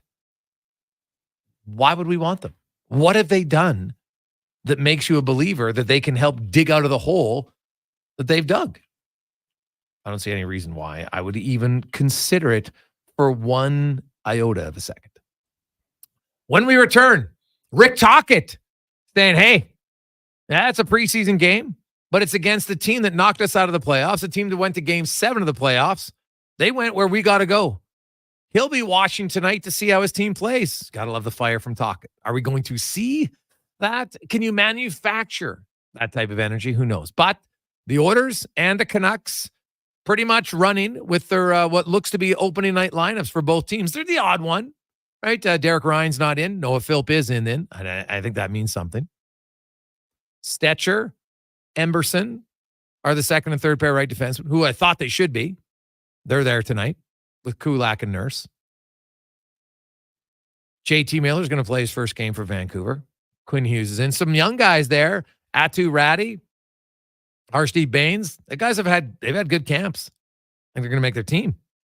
So we'll talk about some of the youngsters coming into Vancouver. Jake DeBrusk, JT Miller's back, and more. Talk about it next. Get the Vancouver side of things on the Jason Gregor Show, presented by PlayAlberta.ca. This week at The Brick, when you buy more, you save more. Shop amazing savings throughout the store, like up to 30% off furniture, up to 40% off mattresses, and up to $500 off select major kitchen appliances. Plus, when you buy more, we give more. A portion of our sales will be donated to your local Children's Hospital Foundation, helping to transform children's lives with every purchase you make. Some exclusions apply. See in store or online at thebrick.com for details. The Brick, saving you more. Silent Rides is one of Alberta's premier bus charter companies with state-of-the-art motor coaches. We provide our customers with the safest and most reliable ground transportation. Our seatbelt-equipped buses have become the preferred carrier for many local sports teams, tours, corporate outings, and other various travel across Western Canada. For more information and to request a quote, contact Ted Nakamura at 780-940-0880 or visit silentrides.ca. The Canada-wide clearance is on at GMC. Get 0% financing for up to 72 months on the 2024 Sierra 1500 Elevation. With Sierra's 13.4-inch diagonal premium GMC infotainment system with Google built-in compatibility, available off-road package with hill descent control, plus an available 3-liter Duramax diesel engine, you can take the road less traveled and try new things, like fishing or whitewater rafting. I should have gone fishing. Ask your GMC dealer for details. Experience more at the Edmonton Expo Centre. Come for Canada's largest trade show, the biggest names in entertainment, exhilarating sporting events, and more. Stay for the experience. But it doesn't end there. Maximize your brand exposure with Edmonton Expo Centre's new cutting-edge feature screens, spanning Western Canada's largest venue space. Captivate an annual audience of over 1 million visitors during iconic events like Pro Rodeo, Disney on Ice, Glow, K-Days, and so much more. To learn more, call 780-660-0514 or visit EdmontonExpoCenter.com today. Mr. Rooter meets a ghost. 1 plunge, 2, and 3. A toilet clogged with a ghost? Man, I love plumbing. You're free now. I will never find peace. The clog is fixed, yes, but I have never trusted the sump pump. No problemo. I can fix that. Now go to the light, you little scamp. Thank you, Mr. Rooter. To resolve your unfinished plumbing business, trust one plumber, Mr. Rooter. I take possession of my commercial space in 3 months. I need lighting. I need a fire alarm. I need data. I need a generator. I need panels. Sounds like a job for the men and women of Action Electrical. Projects team reporting. We design, build, and construct all the electrical systems for your projects. Need everything to work right? Get the Action Electrical project team on your site. Facing an electrical menace? Call the men and women of Action. Operating throughout Alberta at actionelectrical.net.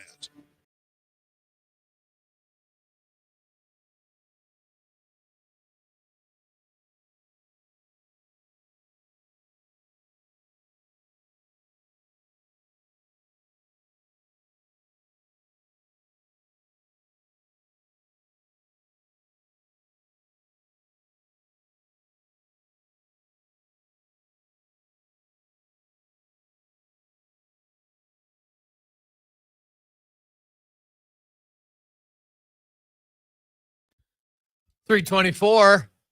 Hey, Greg's, do you recommend a hoodie or a bunny hug for tomorrow's game from Greg? Well, Greg, bunny hug is popular in Saskatchewan, is it not? Right? And I think the bunny hug does not go back to its roots as like it was a scandalous dance in the 1900s, early 1900s, very or maybe even mid 1900s.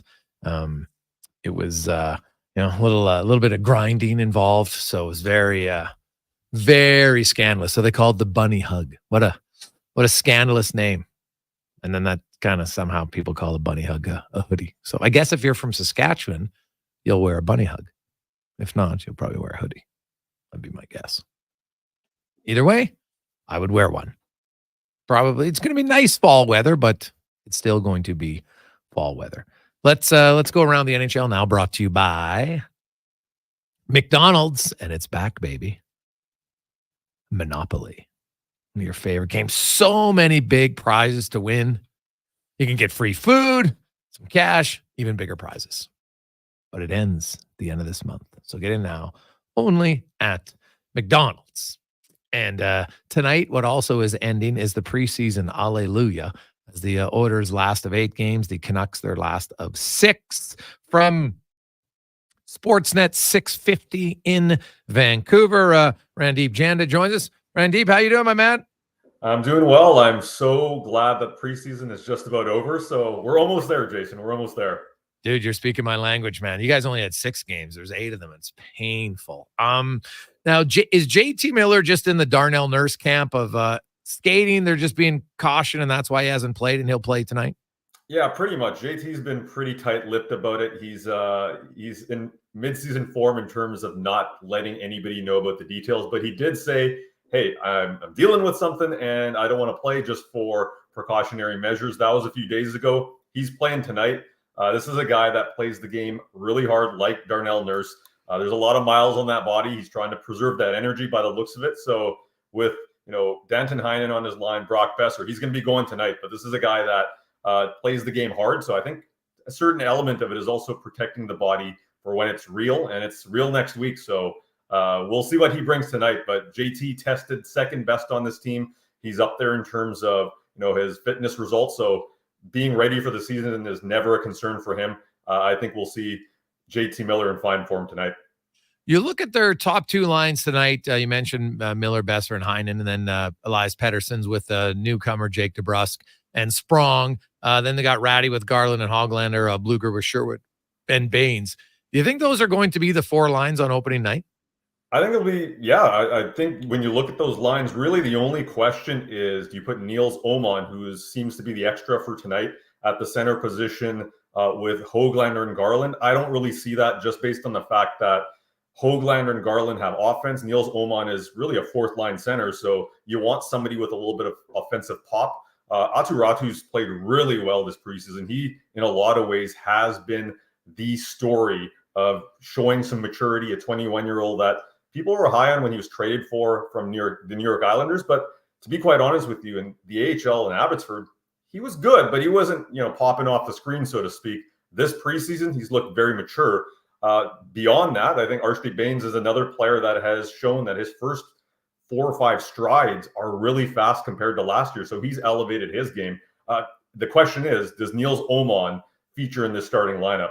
And if Teddy Bluger is healthy, I don't think he does. So this is going to be a very, very close to what we see on opening night. Their back end, Hughes and Roenick will start together. They were great, but long-term and maybe more importantly in the playoffs, do you think the Canucks are better with those guys on one pair, or are they better if they're split up? Yeah, that's the question in Vancouver, and it's really been going on since last year. You mentioned it, when Hughes and Hronik are together, they're probably, you want to say, top 3 or 4 pairing in the NHL, especially at the beginning of the year when Quinn Hughes and Hronik were both in the top 5 of scoring for defensemen. And then it seemed like Hronik got hurt along the way, and he kind of slowed down. But the balance on the back end is a big question for this team heading into the year. You've got 2 dynamic defensemen. Carson Soucy and Tyler Myers showed that as a shutdown pair, they can get the job done as well. But the real question is the third pair, Derek Forbort and Vincent Desharnais, who Edmonton Oilers fans know really, really well. Hey, 2 physical guys, 2 guys that maybe have a little bit more to give, especially with Desharnais. I know the opportunity in Vancouver is giving him, a little bit more, probably independence and a little bit more certainty in being in the lineup. But the question with that pairing is, can they move the puck? Are they, quick enough? Are they going to be beat on the outside? And, that's the reason you consider breaking up Quinn Hughes and Philip Hronik. I think as of right now, Philip Hronik and Quinn Hughes will stay together. Quinn Hughes was asked that in the preseason and said, hey, I'd like to play with Filip Hronek. So when the captain says that, you'd expect the coach to go with that. But it's going to be, all right, how does the rest of the back end look? And if that third pair struggles, they might have to tinker with it. Randy Janda joins us from Sportsnet 650 in Vancouver. Oilers and Canucks, the final preseason game tonight. Sheloff is going to go and talk. It says he expects him to go the full game. I know Kevin Woodley in your neck of the woods is a huge fan of Lankinen. She loves Lankinen. We saw Shelovs, especially late in that series for Edmonton. They kind of had the scouting report, long shots through traffic, up high. That was his kind of kryptonite. What do you make of Shelovs and Lankinen? Do you see one of them emerging here as the starter as they wait for Demko? And what's the latest on Demko? Well, you mentioned it with Archer Shelovs. The scouting report is out there. Can he fight through traffic? Can he, track the puck when there's people in front of him? Evan Bouchard did a great job of getting pucks through in the playoffs last year. But even in the preseason, a game against Seattle, he allowed 2 goals that were very, very similar. So with Shelovs, he's a young goaltender. He's working with new Canucks goaltender coach Marco Terenius, who is a disciple of Ian Clark's, to round out his game. But I very much see this as a 1A, 1B situation. Kevin Lankinen does play, a tall, narrow game, which is something that the disciples of when Ian Clark like their goalies to play. So I think with Shelovs, he will be given the first look. But beyond that, Lankinen is not brought in as he's the clear-cut backup. This is a guy that has played NHL games and has played well even last year with the Nashville Predators. Now, in terms of Thatcher Demko, that's the $1 million question in Vancouver. There hasn't been too much discussion from the team on how long this timeline is going to be. So we haven't seen him skate. He hasn't been in practice skating with the team. Whether he's doing independent work, that's a different situation that we haven't been privy to. But it's really the big question in Vancouver of what's the status of one Thatcher Demko. Rick Tocchet has said he's having good days, but what that means, we have no idea. Yeah, it doesn't sound like it's really that close. Like he's probably gonna miss at least the minimum the first few weeks of the regular season. Well, you remember with any goalie, you got to ramp up too, right? You got to get game action. You have to get practice action. You have to be a part of those drills.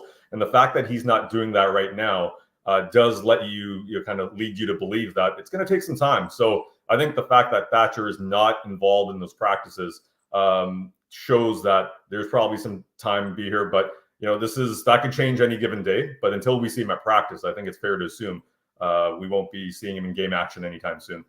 If you look, Randeep, at the lineup of the Canucks, top to bottom, and obviously Demko's, let's just excuse him for a moment because we all know it's going to be a downgrade if he's not in there. But your forwards and defense, when you look at the Canucks now compared to last season, do you think they're better, same, or worse from their skater position? So I think if you look at the forward group, it's very clear-cut to say they are better. They have winger depth where, Niels Höglander, a guy that scores 24 goals last season playing alongside Elias Pettersson, he might actually be demoted to the third line. That tells you, with the addition of Jake DeBrusk, there's certainly some depth there. You've got Danton Heinen, who for a heavy line like a Brock Besser and JT Miller, like those guys are really possession hounds. They like to hang on to the puck. They like to grind down lines. I think Heinen very much kind of lends to that style of play. What the finish will be, not sure, but is he a guy that can give you 15 to 20 goals playing on a top line? I think he could, but he's going to have to deliver in those spots. But there is just overall a lot more depth. You look at a guy like Kiefer Sherwood, who from a physical standpoint, it's exactly what the Canucks need. Now, the question is, how long is Dakota Joshua out? Because he is a bit of a unicorn in this lineup. He's a big physical player. He had a career year last year, and he is a player that can move up and down the lineup. So I think, there is more winger depth, no doubt about that. Dakota Joshua features into that quite a bit. When you look at the back end, however, we talked about the top 2 players, Hughes and Hronek, but beyond that, that's where I think the question will be. That third pair I discussed earlier, how are they able to cope with speed? How are they able to cope with moving the puck out of their own zone? So I think there's an argument to be made where Nikita Zadorov was a heck of a player for Vancouver. He got paid. Ian Cole, I think, is one of the more underrated depth defensemen in the NHL. You lose him. Can Forbert and Vincent Desharnais do that job, or how well can they do that job as the team accrues more cap space leading up to the trade deadline? I do think they need another defenseman, but this is going to be a test for Desharnais and Forbert to show hey, we can eat those, 14, 15 minutes a game and do our best job to defend and get the puck out of the zone cleanly. Well, before the game today, Rick Taka was talking about how, he's going to be watching to see how his team is against Edmonton. And it's a preseason game. It's hard to know. It's a final one. The veterans, it's a fine balance of trying hard, but trying also not to have anything negative happen. So I'm kind of curious what type of game we see tonight. And I expect both of these teams to be in the playoffs this season. And for a guy who loves rivalries, I'd love to see him meet again. And anytime the Oilers play the Vancouver Canucks, I can tell you we saw what the fans were thinking in the playoff series even before the game started. It got pretty wild and it got pretty rowdy, but this is where that old kind of rivalry starts to rear its head again, where you play in the playoffs. Both teams have star players. Edmonton's got two of the best players on the planet, and Vancouver, of course, looking back at last year, I'm sure there's players saying, hey, if we would have scored a couple more goals on the power play, if you can solve that PK, maybe the story turns out a little different. But it's good to have both teams be good at the same time. Going back, many years, that was not the case, even the 80s. So to have both of these teams be relevant does show you that there's a heated rivalry there. And I always enjoy talking on Edmonton in media as well, because it's a passionate fan base, a very educated fan base, and Vancouver is very much the same. Randy, thanks for joining us, man. We appreciate it. Enjoy the final preseason game tonight. Thank you very much. Talk soon. There you go. The Canucks and the Oilers, 8:00 Edmonton time tonight. That one is on TV for all of you who's, you're wanted. This is your last chance for yourself to test if you're ready for the regular season as a fan. Right? So you got your lucky chair. You got to get back. Do you have your lucky food? Maybe. Are you superstitious, or maybe just a little stitious? We'll see. We'll return. We got Button, Speck, Low Tide. Also, Livingston will join us. There is no shortage of drama. We'll talk about it next on the Gregor Show, presented by PlayAlberta.ca. Hey, it's Kevin Curious. We're heading into fall, but the deals are hot as ever at St. Albert Dodge. Like this, a 2024 Dodge Compass Altitude 4x4, discounted from $48,860 to $39,900. We're talking cool, black 18-inch aluminum wheels, a 10.1-inch touch screen display, Apple CarPlay, backup camera, all the bells and whistles. Good choice of colors, too. But supplies are limited. Get yours before they're gone. Head up the trail and see how easy it is to do business at St. Albert Dodge. Find the perfect tractor for any job at Edmonton Kubota. Their massive selection of compact tractors has something for everyone, whether you're tackling small tasks or big projects.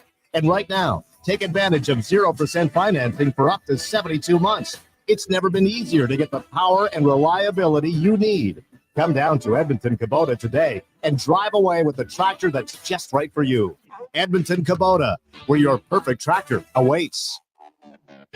I'm Colin Livingston, president of Cantork. Since 2016, we've been at the forefront of hydraulic torque wrenches in Canada. I'm delighted to share our latest venture, in-house production for quicker turnaround, superior quality, and heightened versatility. Experience excellence at Cantork.com. Carve out for a cause at the 6th annual Jason Gregor Pizza Takeout presented by Swift. Thursday, October 24th at the Canadian Ice House. Indulge in unlimited pizza while raising some dough for Kids Board. Vote for your favorite slice to crown the People's Choice Awards winners. Don't miss Edmonton's biggest pizza party with Gregor Broadcasting Live. Tickets are $60 or $200 for a group of 4. Adults only. Buy your tickets today. For more details, see JasonGregorPizzaPigout.com.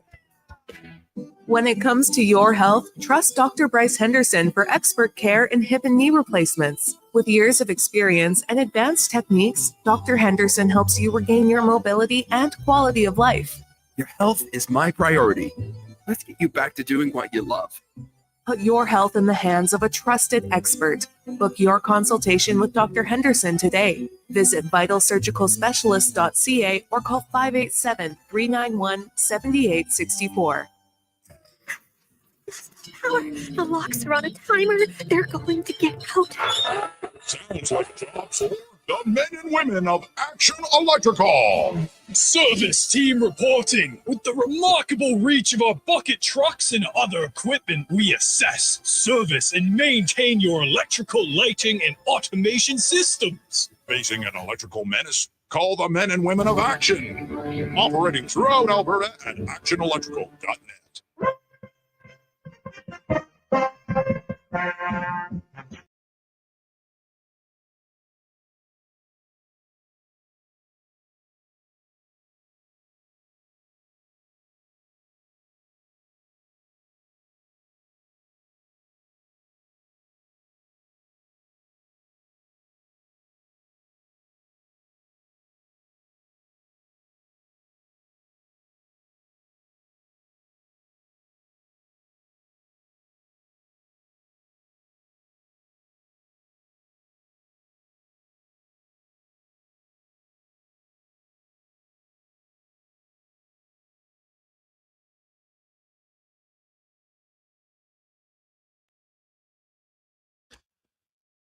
Positive Friday rolls through. Man, what a busy show. We're almost halfway through already. Feels like it just started. If you missed it, Jordan Tootoo, Adam scored. You joined us in the first hour. Highly recommend that, especially if you or someone in your family has overcome addiction or is battling to try to get sober. Right now, Jordan, who of course being 12 years sober, had some real good insight into going through the process. It's never that easy, and but you can come out of it. And so I highly recommend maybe we'll check that out at jasongregor.com or anywhere where you get your podcasts. Let's get to the racing report. Usually we do it on Thursday, but just due to life, we switched it to today. Brought to you by Torque. They offer sale, rental, repair, and calibration of hydraulic, pneumatic, and battery-powered torque wrenches, stud tensioners, and flange maintenance equipment.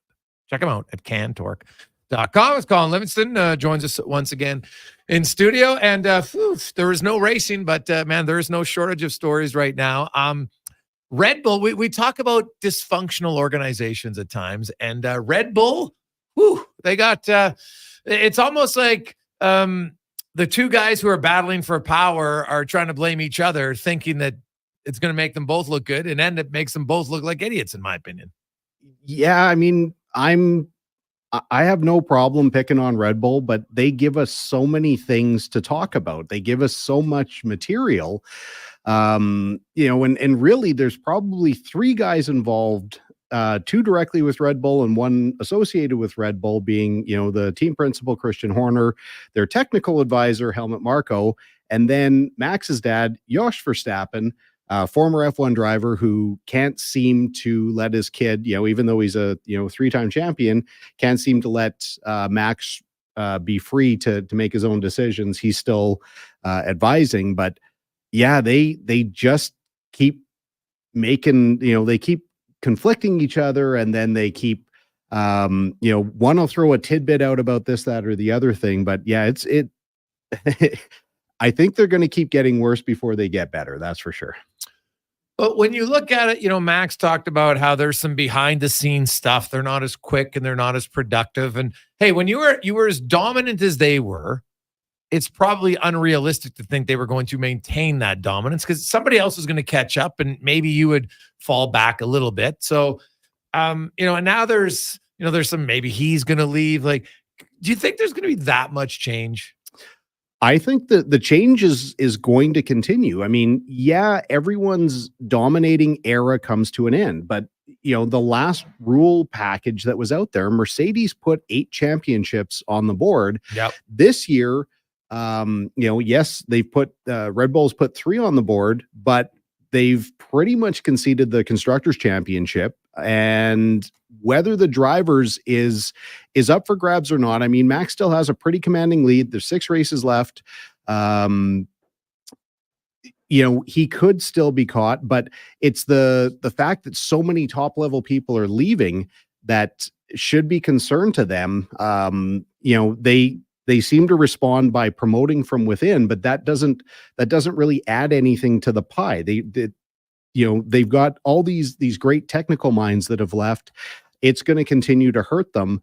But until they get their house in order, and until they can put the behind the scenes and all this controversy and this conflict that's largely created, first of all, by Christian doing things behind the scenes ethically and morally that are causing a lot of issue, that's got to be put to the side. Whether that means he has to step away, he has to take a different role, or he actually just has to govern himself, that's one thing. Helmut Marko has to stop being so belligerent to their current and their former drivers, because last week they talked about, Danny Ricciardo is no longer part of Formula One anymore. He's been, released by their VCARB team, which is essentially a Red Bull Junior team. And as they've done it, Helmut Marko's like, hey, I wanted to get rid of this guy in Barcelona. Christian Horner's like, well, I tried to keep him a little bit longer. Like, these guys are always at odds.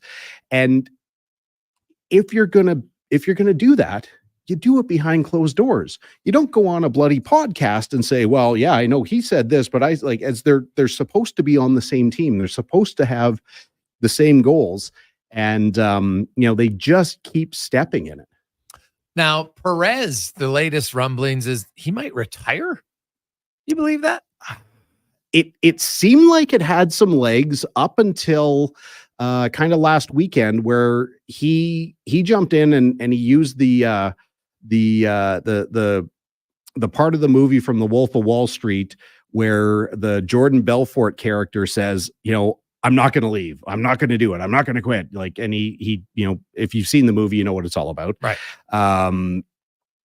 That being said, Red Bull still has the option to get rid of him. Like, yes, they all have contracts. Yes, they all have agreements, but there's also a lot of performance stipulation that allows them to get out. And they've done it before. They've skidded drivers for years. Like, they've pulled Danny Kvyat out of the car twice. They've pulled, it happens all the time. But if they do, they've still got Danny Ricciardo sitting there potentially under contract, that if Perez comes out, they could sub him in, Liam Lawson in the other car, and they could see what they've got. Like, it's possible. I whether it happens or not, I don't know. But Mexico is going to be a very Mexico and post-Mexico is going to be a very interesting time for that team. Looking ahead, their next race is 2 weeks? 2 weeks, yeah. 2 weeks from now. So you look at, Steiner was even the one who wrote about Ricardo and, hey, you have to produce if you want to stay in F1. And I'm like, well, that's true to a point, but you need a vehicle. It's kind of hard to produce without one. But you look at now, there's 52 points separating Max in the I think he's got 331 to 279. Yep. If, like, realistically, because let's say if they finish first, second, and Lando wins every race, well, that's only 7 points, right? Like, it's not going to be enough. They need a great performance and then at least two pretty significantly bad performances from Max to really make this realistic. Max can take the next two races off and Lando still well, no, because if he had fastest lap, then he would. But fastest lap is only 1 point, but I think there's a sprint race coming up. Yes. So in essence, though, based on two normal weekends, Max can actually take those weekends off, and the best that Lando could do was tie.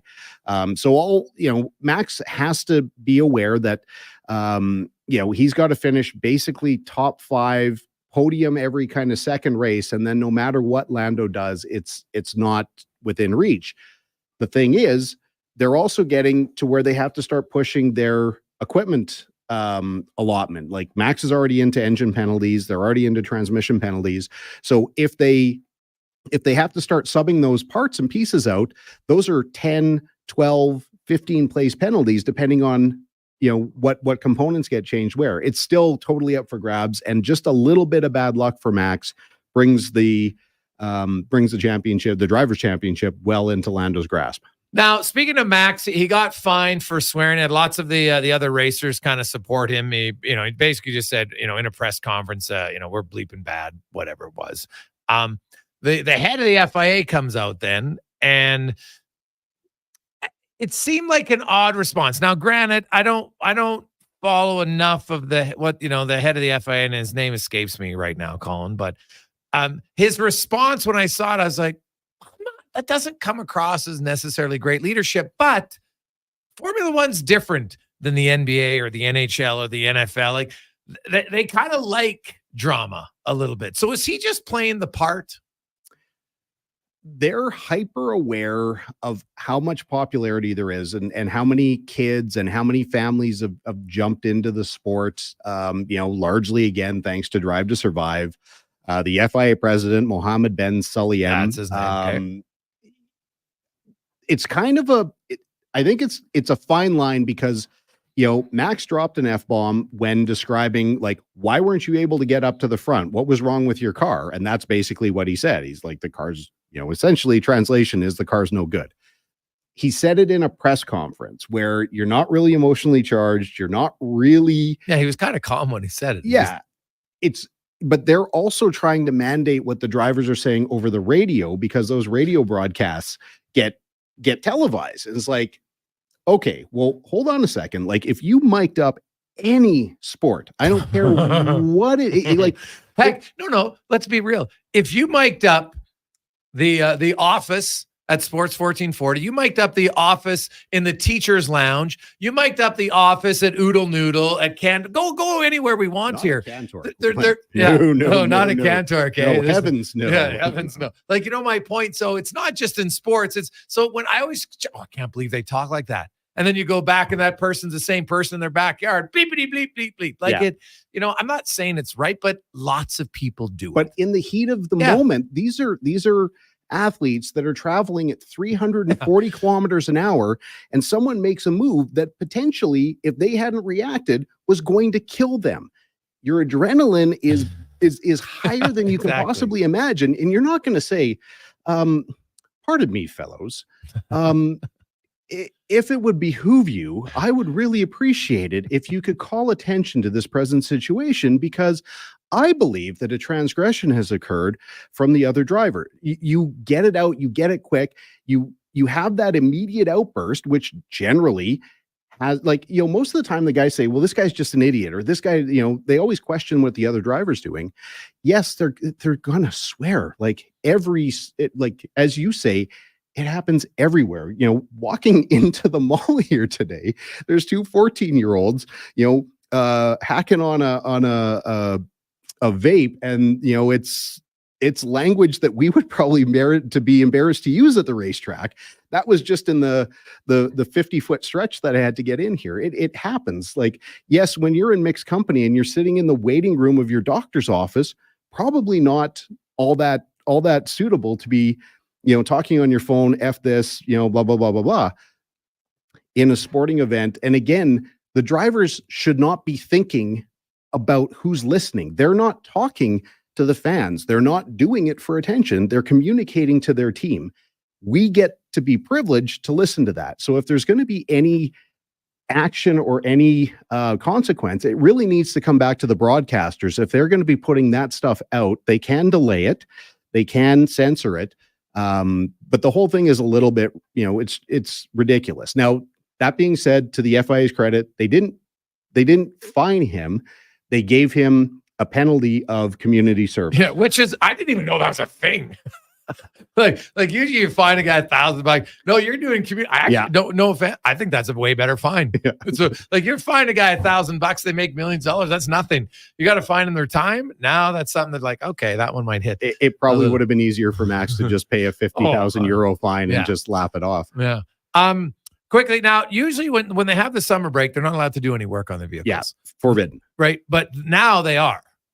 Yeah, right? This is just like this few isn't weekends. a mandated break. This is just a gap in the schedule. So do you see this benefiting one team more than the other? No, everyone's got the same thing going on. I mean, the team that's going to have the biggest advantage is the one that's already got their stuff mostly figured out. Now, Mercedes says they've got a major upgrade coming, which they've had a few, and some of them worked and some of them didn't. Ferrari says they've got their last update of the season coming. They're saying it's not going to be that much. McLaren will likely find something. Like, McLaren can't just sit back and say, well, you know, we had a 22-second lead at the last race. Our car's good. We don't need no race team would ever be that complacent. They always are working and trying something. But it's also not like, you know, Alpine is not going to come from, you know, fighting at the back suddenly they're going to be on the podium. Yeah. Okay. Colin, have yourself a great weekend. We'll chat with you next week. Love the Positive Friday. Oh, hey, Positive Friday is great. Hey, final preseason game. I don't know if I can get more positive than that. It's fantastic. Jason Gregor, Connor Halley with you on Sports 1440, Oilers Nation, YouTube and Facebook. That's the Racing Report brought to you by Cantor. I got a few quick texts coming in, 833-401-1440. Hey, guys, there's a reason they call it locker room talk. Well, it happens, right? The great part about people call it locker room talk, yet it happens everywhere. I shouldn't say everywhere. There are some people. I have a few people in my life who never swear. So kudos to you, right? I have hosted this show 20 hours a week I don't ever swear in there. But I know you can turn. I remember when I first got hired, because I came out of the oil field, I had some friends, and they're like, "Oh, you're never going to last. You're going to be swearing all the time." It's easy to just be like, "No, I don't swear." Right? When you had a young child, I didn't swear. So we can not swear if we choose to. Sometimes we just choose not to. It's just how it is. It is. I mean, I can tell you there's certain people in my life, you know, I'm divorced, but I can say if I'm around my mother-in-law, if I use any kind of profanity, it's entirely deliberate and for a very, very, very specific effect. But it wouldn't be the same kind of conversation that happens with my buddies. Like, there's a switch that happens where it's like, listen, there, I still have a high level of respect for my mother-in-law. It can happen once in a while, but when we're doing we go do a presentation for work, it's not like, unless I know they're all pipe fitters, they're all field guys, it just, you turn it off, and it just, you don't do it, and yet Wanye, I mean, I happened to see him out in the hallway, and holy moly, my ears are still ringing from, I had to censor so much of what he said. Well, that's not possibly true. Pardon me, that's not possibly true. When you just spit it, now you're just coughing up the swear words? Coughing, yes, but not swear words, no. I think around the boys, there's a certain level of bravado that you want to swear around the boys. But I think back in the day, it was like not gentlemanly to swear when a lady was present. But that's kind of gone away as we got fax machines. When guys overswear, it's annoying. Like every fourth word's a swear word. I'm like, dude, you're losing your point. So I even around the bravado thing, I'm like, then it really borders on ignorance and / annoying. Like a well-intentioned swear, but it's just like, hey, how the bleep? And then like I'm like, that there's no point of it. Right. So I do think there's times where it's better. Like sometimes you can just throw it out there around your buddies because no one's offended. But if all of a sudden somebody comes just a swearing machine, it's like, okay, well, now you've crossed the line. What about the footage of Connor swearing in the dressing room in the new Amazon series? Is that appropriate? I think that's fully appropriate. Without question. The Cup Finals. But dude, that most people, it's hard to put yourself in that highly emotional of a situation, number one. And sports does it. It just does. Like sports, there's other times, certain business meetings and stuff it's just a different type of intensity, right? I didn't have a problem with it. Right. I think like the guys know, like it's game 2 of the Stanley Cup final and they just lost. They didn't play very well. Right. So people say no guys leaving there. Oh, I can't believe he swore at us, because he didn't swear at any individual. He swore at the group. Right. I don't think he swore at them. He was communicating a point and he was making it intensely. If you I've never really played organized hockey, but I've been around hockey players my whole life. That was actually clean compared to a lot of the conversations I hear. Like all he said was the F word. That's really it. Yeah. But if your mother-in-law was a game 2 Oilers, she'd have been like, She would have questioned his upgrading for sure. Yeah. But then she would have known and would have called to attention a lot of the good that Connor's done, and it balances itself out. I had to wait for my lunch today. I won't mention where we went. We picked our stuff up, and as I was it was like a 15-minute wait for them to prepare our stuff. And there was a group of workers, in the work vests sitting there having a conversation, but it was louder than anybody else.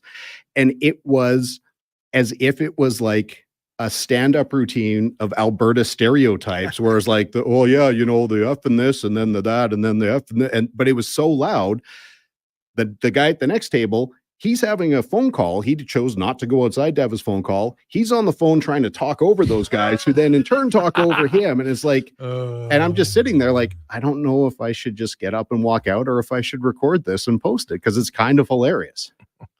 Yeah. Well, for those who don't swear, kudos to you. You are the rare breed.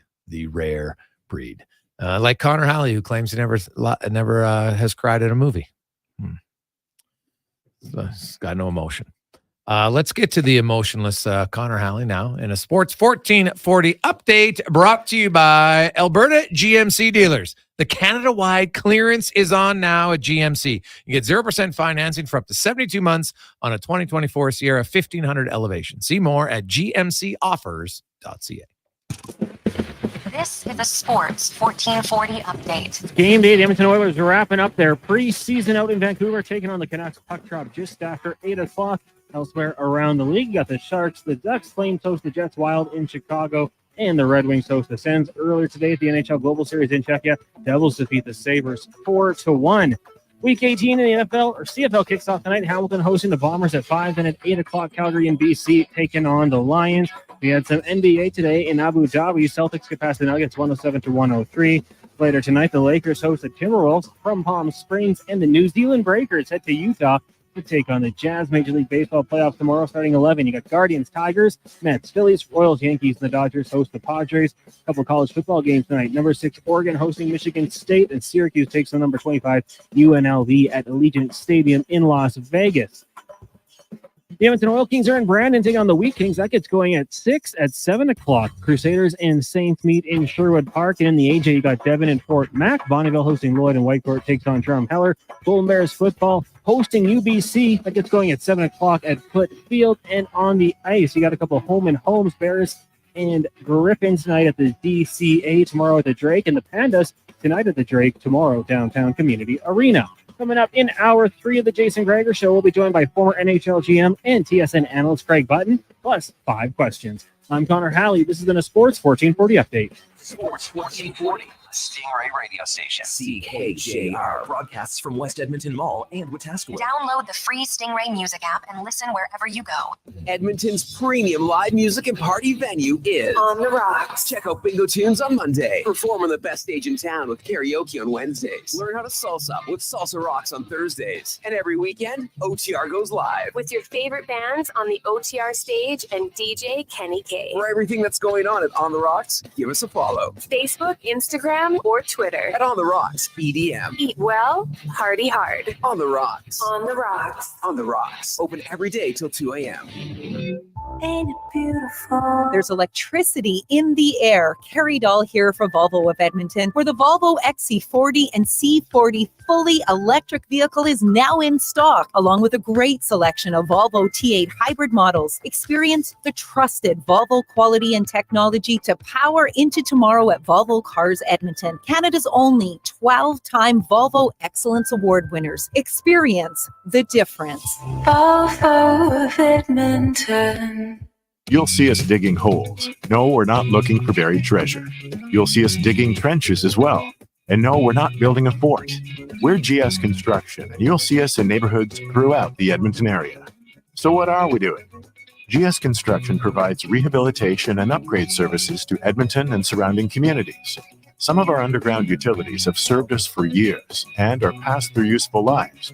We replace them, so they're around for years to come. Find out more at gsconstruction.ca.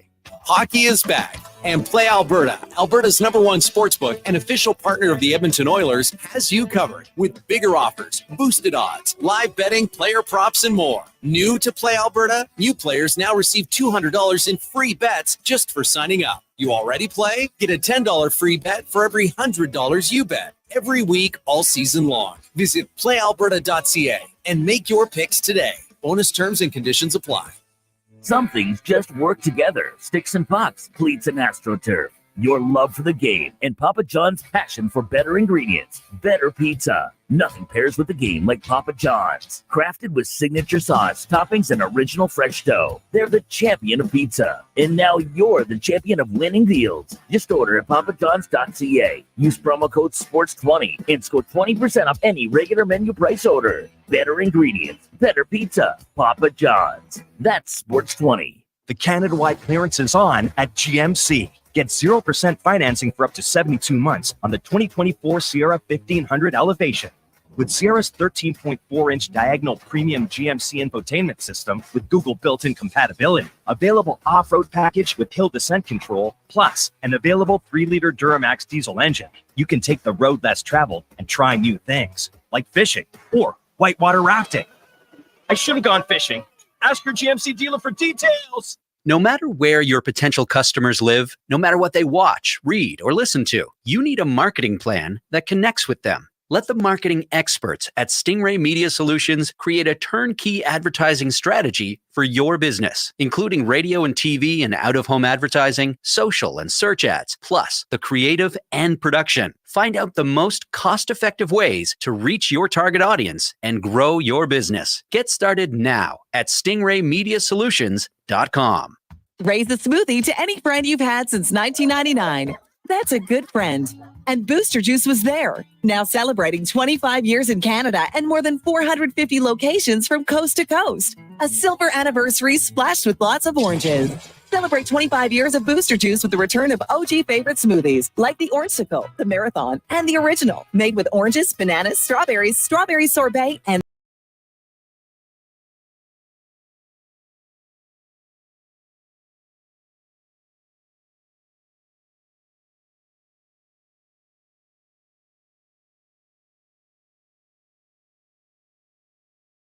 The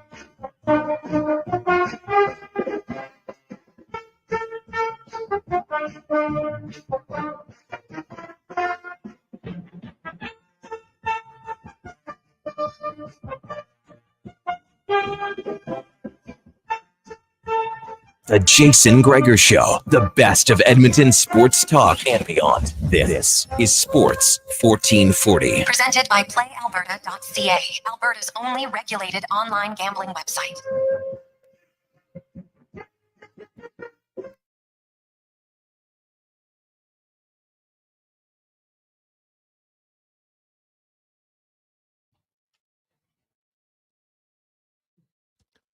Just after 4 o'clock, Positive Friday. How are you? Jason Gregor, Connor Halley with you. The Gregor Show, presented by PlayAlberta.ca, where you can get in the game. NFL, CFL, college football, NHL games, because the regular season is back. The Devils win the first game of this season, 4-1 over the Buffalo Sabres. You got CFL, loads to play at, and you can also get in for Lotto Max, $50 million.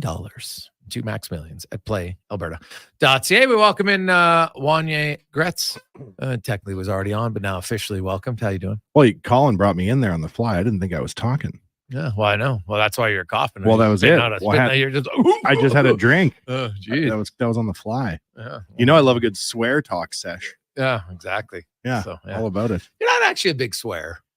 Well, not on the radio. It's been hard, though. There are times where I'm sitting here, Gregor, I don't know what overcomes me. You probably don't have it, but like the impulse just to say really crazy stuff with swear words, knowing that. But in real life, though, I've hung out with you lots. You don't really swear. Not really. Yeah, they're not big swear. No. So, no. I like to rhyme when I'm talking. A lot of people don't see that coming in polite conversation. It's great rapper. It's cool. Extraordinaire. It's cool with the girls. Yeah. Yeah. You can see them all. They're right here. Oh, yeah. There's no girls present? No. Oh. Hey, we're excited to welcome back another NHL season's upon us. And you know what? I thought he might have been in town just for CFR because he loves his flannel shirts that are bright and loud with his cowboy boots and his hat. Former NHL GM, Stanley Cup winner, current ace analyst, and scout for TSN. Craig Button is back every Friday here on Sports 1440. Butts, how you doing, my man? Hey, Wanye, this is for you. Effing right now. That's right. Can you believe that footage? That's great it's stuff. Unbelievable. Timing, right? I don't have comedic timing, but I have timing in other areas. So anyway, it's fine. I'm glad to be back, Jason. It's a pleasure to join you every Monday or every Friday, on the show. And thanks for having me. I really appreciate it. Oh no, we're happy to have you back. And what did you know? What the Face-Off? They launched it on the day that the season officially begins, and obviously there was the teaser. You know, the McDavid. I watched episodes 5 and 6 earlier this week, and I thought it was very well done. I thought it gives you a pretty good insight into the emotion involved. It really just shows the human side of it. What did you? I don't know if how much of it you've seen, Craig, but if you have, what did you make of it thus far? Okay, so here's what I would say with respect to it. If you're going to have something like that wants to take people into the lives of the players, into the dressing room, into the motions, right? It's going to be raw, and you better have it that way. Because if you don't, it's not authentic. So? I mean, you can wash it and have it be any different way. I'll tell you a funny story that I always go back to. Years ago, when they were talking about trying to get a big television deal, Brett Hall had this idea. Brett Hall said, "This is ridiculous. The Sopranos is the biggest show on TV in the United States and North America." He goes, "They have all kinds of everything going on in that show from everything from swearing, everything that went on." And he said, "Why don't we just have 2 feeds in the NHL? We can have the hyperbolic mic on the ice that captures everything, and you can pay for that, or you can have the clean version." And that was Hawley back in the late 90s, early 2000s. And to me, this show, this feature is about what's real. And if you want to know what's real, what you saw from Connor McDavid, what you'll see from other players, that's real. Yeah, and that's how it should be, because you think about it, it's an emotional time, and and the funny part is, like, I was watching and I'm like, yeah, okay, dropped a few, like there's nothing. heard infinitely worse. I've seen way more anger and rage and stuff like that. And you know what? Hey, you're in the, you just played poorly. Everybody remembers how bad game 2 of the Stanley Cup final was for Edmonton. They didn't show up in that game. That was the one game in the first 5. Like they probably could have won games 1 and 3. And, might not have needed to go to game 7, but that happened, and away you go. So now, a new season officially began today with New Jersey and Buffalo, Craig. You look at all the changes around which team's offseason did you like the best and why? Okay, I'm going to go first, and I'm going to go right to the team that won today in Czechia, which is New Jersey. Their goaltending was awful last year, and they got Markstrom. Their defense, they had traded a couple of them. They let Kevin go. They let Ryan Graves go. They traded Damon Severson. They went with a couple of younger defensemen, and then Dougie Hamilton got hurt. So the blue line, wasn't able to sustain with younger guys, and their goaltending was really poor. You get Markstrom. You sign Brett Pesce. Brett Pesce's hurt right now, but you also signed Brendan Dillon. You signed Jonathan Kovacevic from the Montreal Canadiens, and you now and Dougie Hamilton's healthy. Like, I just think the New Jersey Devils have pushed themselves back to the place they were when they got 112 points and finished first in the Metropolitan Division 2 seasons ago. I thought they really did what they needed to do to push their team back to that level. The other team that I'm really impressed with is the Nashville Predators. Barry Trotz said, we're going to be bold. And I don't think you can be successful in this league unless you're bold. Bold doesn't mean that you're necessarily going to always get it exactly right. The Vegas Golden Knights, from the day they entered the league, were bold. It took them a few years to get it right. They go to the final in their first year. They get deeper into the playoffs, and then they finally win the cup in 23. You got to be bold. And I think that Barry Trotz with the Nashville Predators was bold. You go and you make the trades that he made. You make the moves that he made. I think that he served notice to everybody, mostly to his team and to the and to his organization and fans. We're serious about not just being in the playoffs, not just hoping to be in the playoffs. We're serious about moving up and playing deeper into the playoffs. So one in the East, one in the West. Those are the two teams that I was most impressed with, Jason. Okay. What did you make of Washington's offseason? Yeah, I go back to last year and Spencer Carberry, who took over there. The goaltending really bailed them out. They were a poor offensive team last year. Yep. Obviously Kuznetsov wasn't the same player. I mean, a bunch of those teams got into the playoff mix, not necessarily by how well they played, by how poorly some other teams played to allow them into the mix. Yep. And if you're going to rely on goaltending to bail you out at every turn, I don't think it's a recipe for success. And I think for the Washington Capitals, they go trade for Pierre-Luc Dubois. They end up with Mangiapane. They're trying to add a little bit more offense, but it feels to me like they're just kind of trying to keep their head above water. Where when I talk about New Jersey and Nashville, I see two teams that are trying to push to the upper echelon of their respective conferences. Craig Button from TSN joins us. Craig, you've been a GM, and like the preseason, like how much can you take from it? Like, I know these teams try to evaluate players, and so there's the odd evaluation of a player. Most teams, I think, probably know, especially the good teams, they have 95% of their roster slotted in. There might be one or two spots that are up for grabs in a training camp scenario. But how your team plays, especially when half the games or 3/4 of the games are against players that aren't in the league. It's, it's not fast paced, it's scrambly, all those sorts of things. What can you take from the preseason as a management? Yeah, what I would like to take from the preseason, what I would like to be able to take from the preseason is that we use that time to get for the players to get prepared, for the coaches to get comfortable with some new players that get comfortable in a new system, and whatever allows them to get into that readiness state for game one is where I want to see them. I'm not worried about wins or losses. If you're losing every game 8-1 and you're going, okay, what's happening here? You might say, okay, listen, we have some issues. But for the most part, I think it's about getting ready. And I think it's about, as you point out, Jason, 95% of the rosters are set on July 15th. They know what they're going to do. The coaches know what they want to do. Are there some players that are familiar and you say, okay, he's a little bit further ahead, we'll give him a chance? Other than that, I think it's about getting everybody ready and comfortable come game one. Because game one, it matters. There's no more, okay, we'll see how we are after 15 games.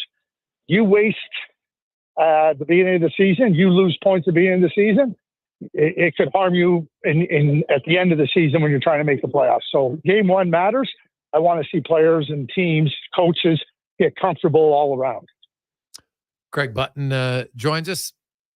The Chicago Blackhawks last year couldn't really score. You know what? They added some veteran defense when they went out and they added Bertuzzi and Teravainen and Craig Smith. Lots of guys. They get a Taylor Hall who only played 10 games last season. You know, Connor Bedard, lots of people are expecting a big jump from him this season.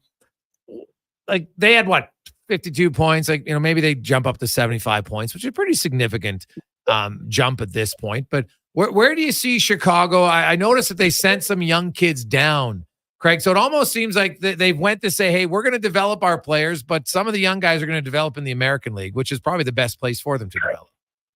Well, what I would say to you, Jason, is like, I think the Chicago Blackhawks are like the Montreal Canadiens. Like, they're a bottom 5 team in the league. I don't care who they added. I don't care what they do with their young players or what they do. They're a bottom 5 team in the league. And it's going to take time for them to move forward. I know they want a little bit of experience around to help their guys, help them be a little bit more competitive. And I think that the players that they added will help them be a little bit more competitive. Will it help them be more successful? Not much. And just like the Montreal Canadiens, who have been a bottom 5 team for the last number of years, that's where Chicago is. That's where San Jose is. They're not moving out of that. So if you move up to 75 points, you're still a bottom 5 team. Yeah, no, you're right. That's the thing. Like, I've seen a lot of, they're going to take a big jump. I'm like, dude, like they're going to have to take a massive jump to be anything of significance. The Edmonton Oilers, they went out, you know, their top 6, some would argue maybe it's their best top 6 they've had since you go back to like the 87 Oilers when you had Gretzky and Messier centering your top 2 lines with some real scoring wingers. You know, the right defense right now today, obviously there's some question marks.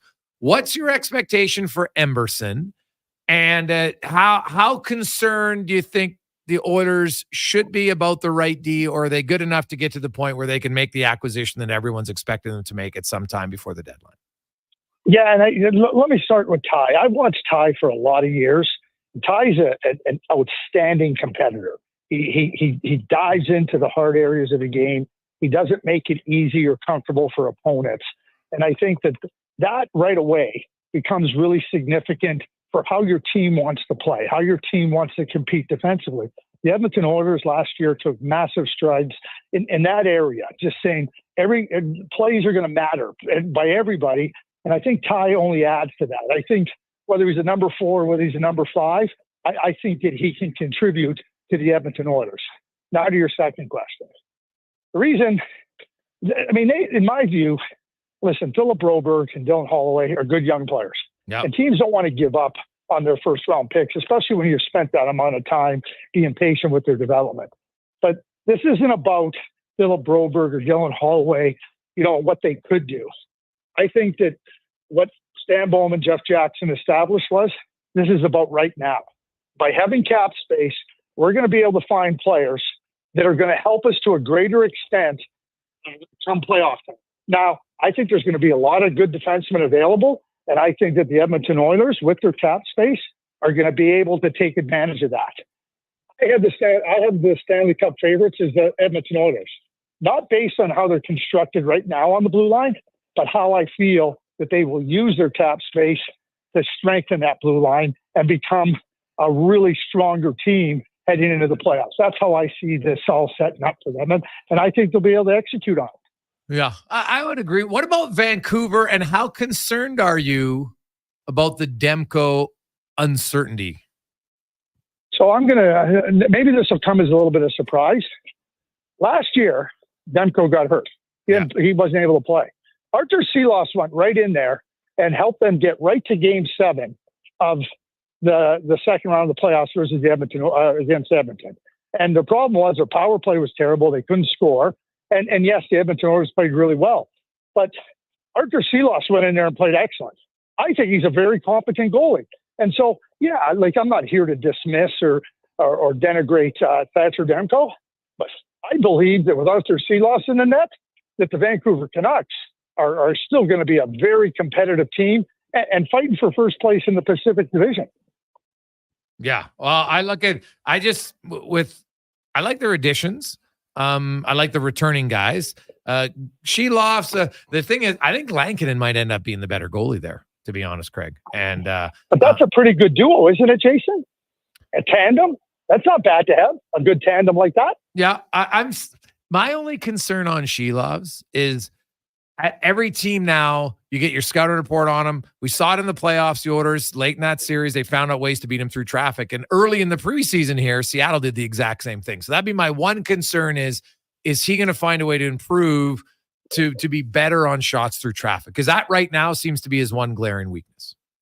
Yeah, and goaltenders are going to have weaknesses. And the way that scouting is done now and the way that teams zero in on those weaknesses to try to take advantage. So now it's up to Ian Clark, the goaltending coach, and Shelos to make sure, okay, what can we do? Is this an inherent problem, or is this a correctable problem? And to your point, Jason, right now, like what happened is that it became something that was exploited. If he doesn't clean it up, it'll continue to be exploited. And what I just said about Shelos will become a problem, not something that people shouldn't be concerned about, but that will be concerned about. Craig, great stuff, man. As always, we appreciate it. Good to have you back. We look forward to talking to you every Friday, man. Have a great weekend. Yeah, you have a great weekend, too. I was just wondering what swear words were going through Wanye's head as we were talking. Oh, good ones.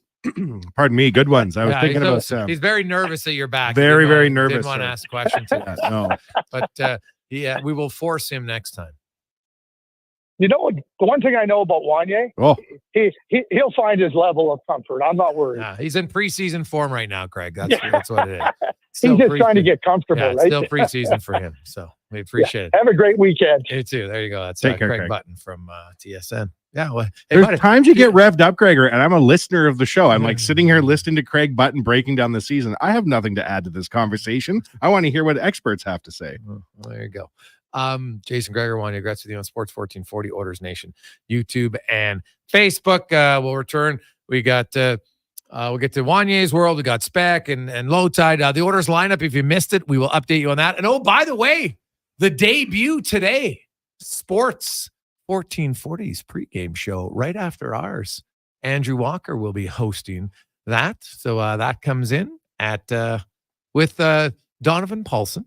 Starting at 6 o'clock, that little extended pre-game edition and then post-game. So we keep adding to Sports 1440. The pre-game show debuts tonight. They'll come in all fired up, so be ready for that. Quick break. We'll return to the Gregor Show presented by PlayAlberta.ca. The job isn't done until the last load is hauled, and having a semi-trailer out of commission is not an option. Whether replacing or adding to your convoy, Edmonton Trailer has a huge inventory of new and used semi-trailers, trusted by the gravel, logging, oil field, fluids, and freight industries. Find a trailer right for you online or at one of their 3 locations. For sales, service, parts, rental, and finance, when you're in it for the long haul, Edmonton Trailer. The Junior Prospects Hockey League is entering its 3rd season of gameplay. The JPHL now offers academic and athletic opportunities in the 14U, 15, 17, and 18U age divisions. All JPHL games are broadcast live on Silent Ice TV with a showcase-style game schedule and high level of travel and accommodations for its team, staff, and players. To learn more about why the JPHL is the fastest-growing elite hockey academy stream in Western Canada, visit juniorprospectshockeyleague.com. This week at the Brick, when you buy more, you save more. Shop amazing savings throughout the store, like up to 30% off furniture, up to 40% off mattresses, and up to $500 off select major kitchen appliances. Plus, when you buy more, we give more. A portion of our sales will be donated to your local Children's Hospital Foundation, helping to transform children's lives with every purchase you make. Some exclusions apply. See in store or online at thebrick.com for details. The Brick, saving you more. Nuges Nuggets.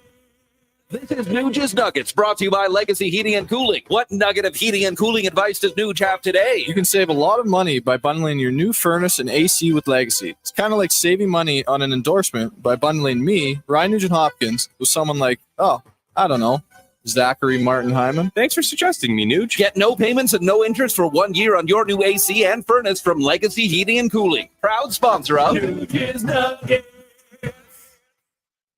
Bringing every project to life requires the right team. By joining the Japa Machinery Group service or sales teams, you can be part of setting a new industry standard. Celebrating a legacy of excellence with Japa. Learn more at japamachinery.com. Some things just work together. Sticks and pucks, cleats and AstroTurf. Your love for the game and Papa John's passion for better ingredients. Better pizza. Nothing pairs with the game like Papa John's. Crafted with signature sauce, toppings, and original fresh dough. They're the champion of pizza. And now you're the champion of winning deals. Just order at papajohns.ca. Use promo code SPORTS20 and score 20% off any regular menu price order. Better ingredients, better pizza. Papa John's. That's SPORTS20. There's nothing worse than having cold toes in the winter, especially when you don't have a pair of warm, fuzzy socks to warm them up. This October, make a Senior's Day by participating in Socktober. Sports 1440 supports Operation Friendship Senior Society as they aim to collect 10,000 warm, new winter socks for seniors to keep their toes warm this winter. Donate your new cozy socks during business hours at our West Edmonton Mall studios. For more information, visit ofss.org. Socktober, supported by Sports 1440.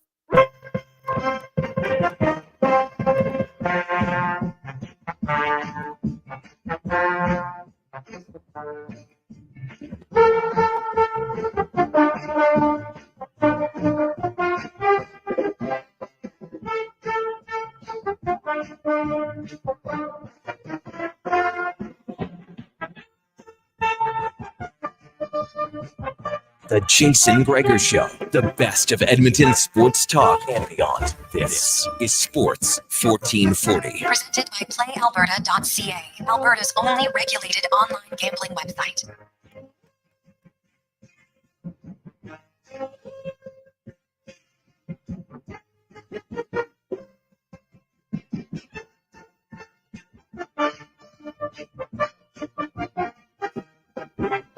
Positive Friday rolls through the Gregor Show, Sports 1440, Oilers Nation, YouTube and Facebook. Hope you're having a wonderful day. And hey, it's Positive Friday. You want to go to the Elks game tomorrow? Some great seats right around the 25-yard line to see if the Elks can keep their playoff hopes alive. Text in, just to text the word consistent. Let's go with the theme. Your name and consistent. We'll know you're in if you want to get a pair of seats for tomorrow. It's a 5:00 start. Riders, Elks.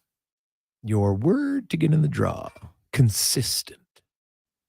Seems to be the refrain around the team right now. 833-401-1440. Hey guys, Preseason going to be a superstar, one of the best young Euro goalies in the league. That the world's taking notice of him from Tyler, and moments later, Mitchell goes in. Sheeloff's let in some muffins last year, series costing. Both could be right. How can it be both? Well, it can be. You can be a young goalie who has a lot of upside, who also let in some tough goals in the playoffs. That's what happens.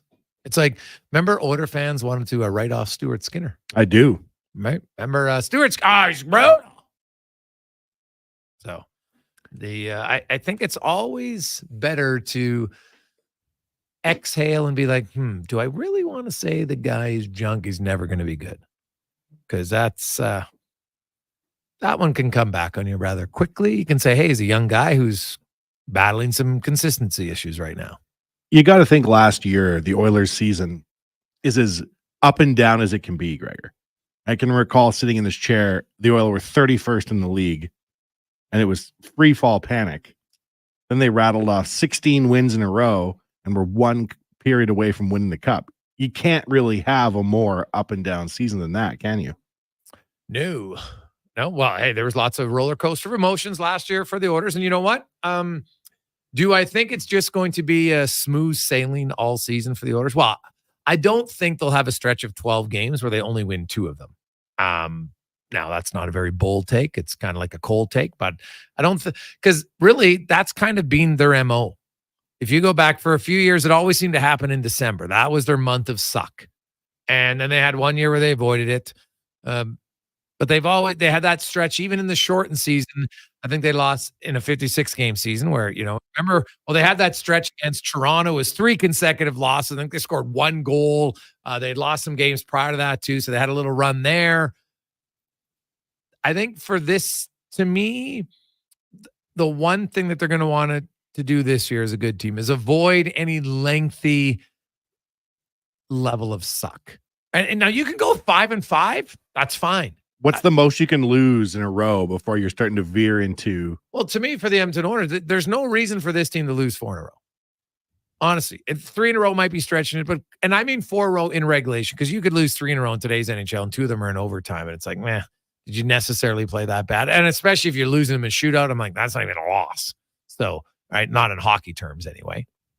But that to me is what I would look at for this team, is to avoid any sort of now, if you lose 4, but you've won 6 and then you win 8 in between, well, again, there's always the context to go around. But if you lose 4, win 1, lose 3, win 1, lose 2, well, now you've lost, a lot.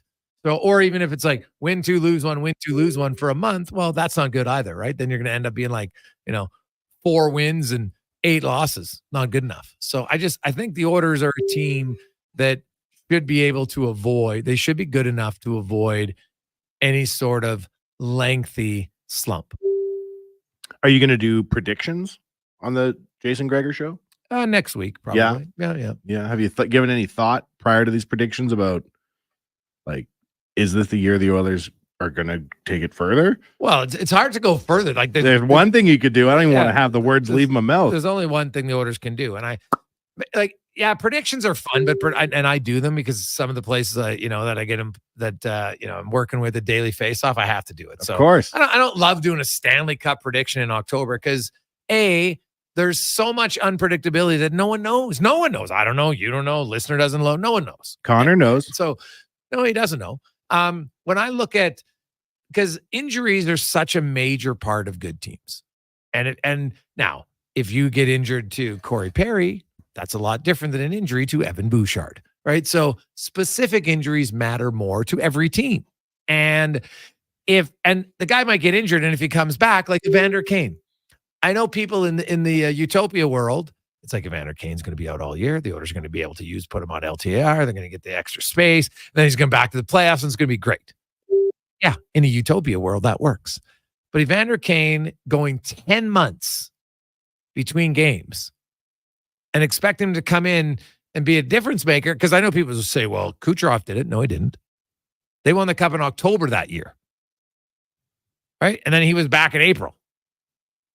Not 10 months, 6 months. And no offense to Kane, he's not Kucherov.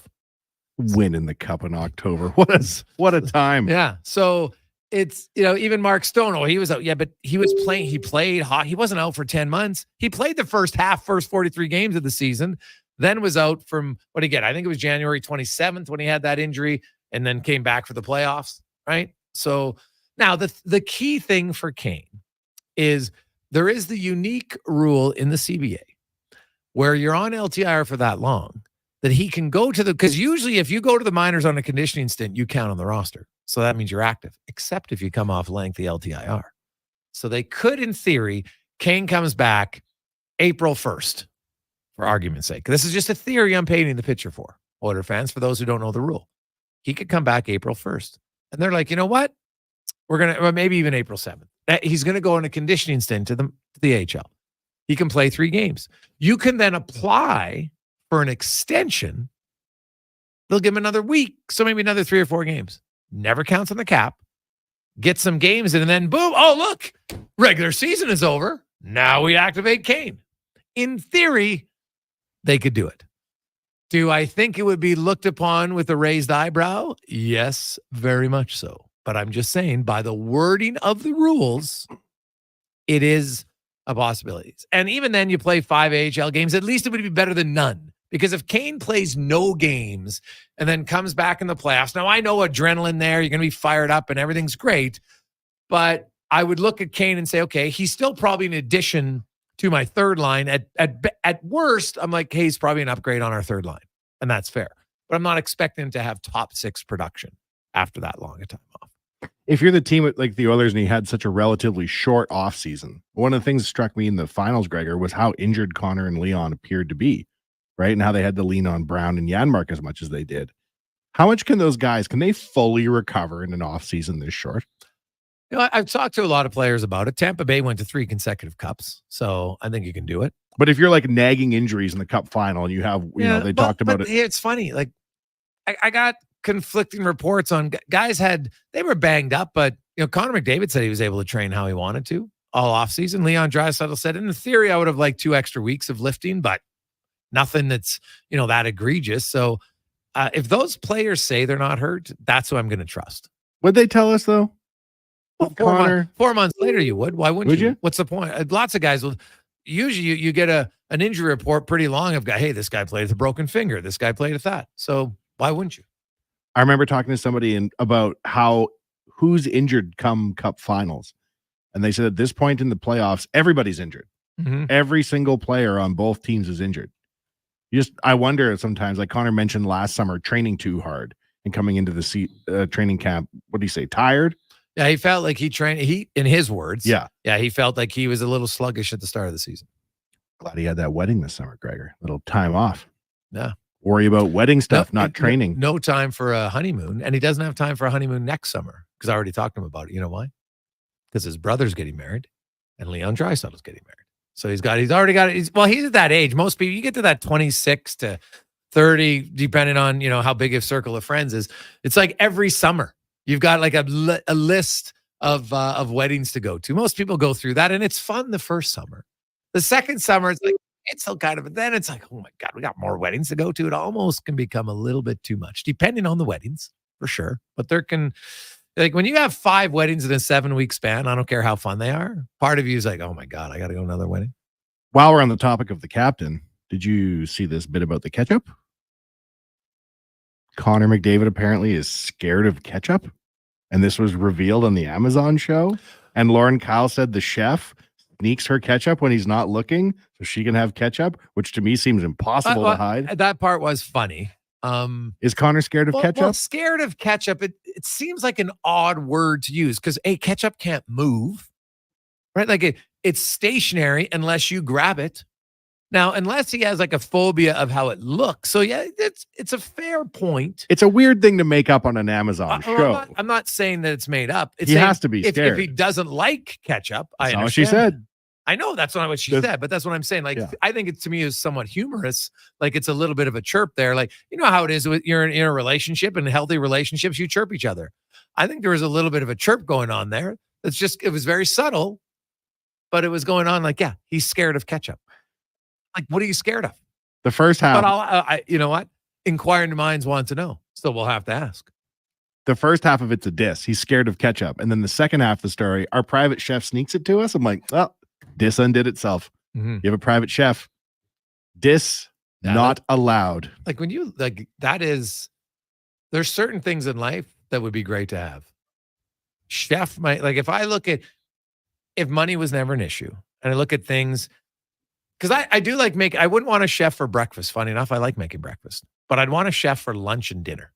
That's what I'd want a chef for. I like making breakfast. There's something calm about the morning, making bacon and eggs, or I have my yogurt dish that I like. I'm just like, good. I'd like, probably because breakfast is easy to make. I'm like, hey, I can make breakfast. Lunch and dinner, I would like a chef for lunch and dinner. For extravagant dinner, like all you can eat crab buffet set up in your own dining room. What do you have the chef making for a nice dinner for you? Caviar? How do you rich live? Yeah, I've had caviar once. I have to say, nah. You won't have your chef whip it up for you then? No. What's your chef making? Stuff that I like. Like what? I like meat. You know what? I like pork. Chicken in lots of different forms. I'm a big fan of fish, like all types of fish. So I would want fish. I like veggie dishes. So. Something I don't need like a chef to be making me stuff that's all like, oh my God, I've never had this before. I'm just like, good, healthy stuff. That's what I'd want. If I'm a Flames fan, which I never would be, P.S. I'm throwing ketchup packets on the ice. Maybe freak Connor out a little bit before a power play. Well, you're probably not going to do that. Uh-oh. Because then you get I'm not a thrown Flames out of the fan. rink. I'm not a Flames fan. Actually, I think they get a penalty now in the NHL. Good. You get one warning. I think the Flames should always have That's why they can't penalties. do the rats anymore. Remember when people started throwing Alberta beef on the ice at Oilers games in the Yeah, playoffs? well, it would be one time before, yeah. Was it only once? No, but it was like one time a game. It wasn't like it was ongoing. It wasn't raining. It was during the anthem. That was pretty cool, though. That was a lot of steak, though. Like in this day and age, they were throwing a fair. Yeah, you're doing that nowadays. You're basically throwing out 50 bones. It's tough. It's tough to take. Scared of ketchup. Mm-hmm. Cons, who is our winner of the Elks tickets? Our winner for these tickets is Trevor. Trev, enjoy the game. Do you want to mention what else we have? Ketchup? No, we don't have We're not ketchup. giving away ketchup. The rodeo tickets? Yeah. Yeah, we'll give those away in the next hour. A 4-pack of tickets to the CFR Saturday night, man. That's like the best show to get to. 6:30 Saturday night. Now, do we require, do you have to have the dark blue Wranglers to win? Maybe because we can accept pictures now. That's what's great about our text line. Oh, no. So or maybe, you know what? You don't need the jeans. But I think in order to qualify for this contest, we'll give you some time. We'll do it at 5:40 because most people are home by then. Get a picture of your best rodeo shirt for the rodeo. I mean, you'll have to just send in a picture of your shirt. That gets you qualified. And you know what a good rodeo shirt looks like. Now, there can be the trendy ones, right? They can be black. They've got a little bit dazzle on their shoulders. Those ones are nice. You can just go with the classic plaid. But I got a few sweet rodeo-worthy shirts at home. I still have the black shirt when I did the Edmonton's version of Dancing with the Stars. I was going to talk about this. And that black shirt with the, because I got it made. They kind of pick your outfit and they got it made. And it had like bedazzled diamonds, all that. And that was like the lowest cut shirt ever. It was like thankfully, like I was working out hard back then. So it was okay.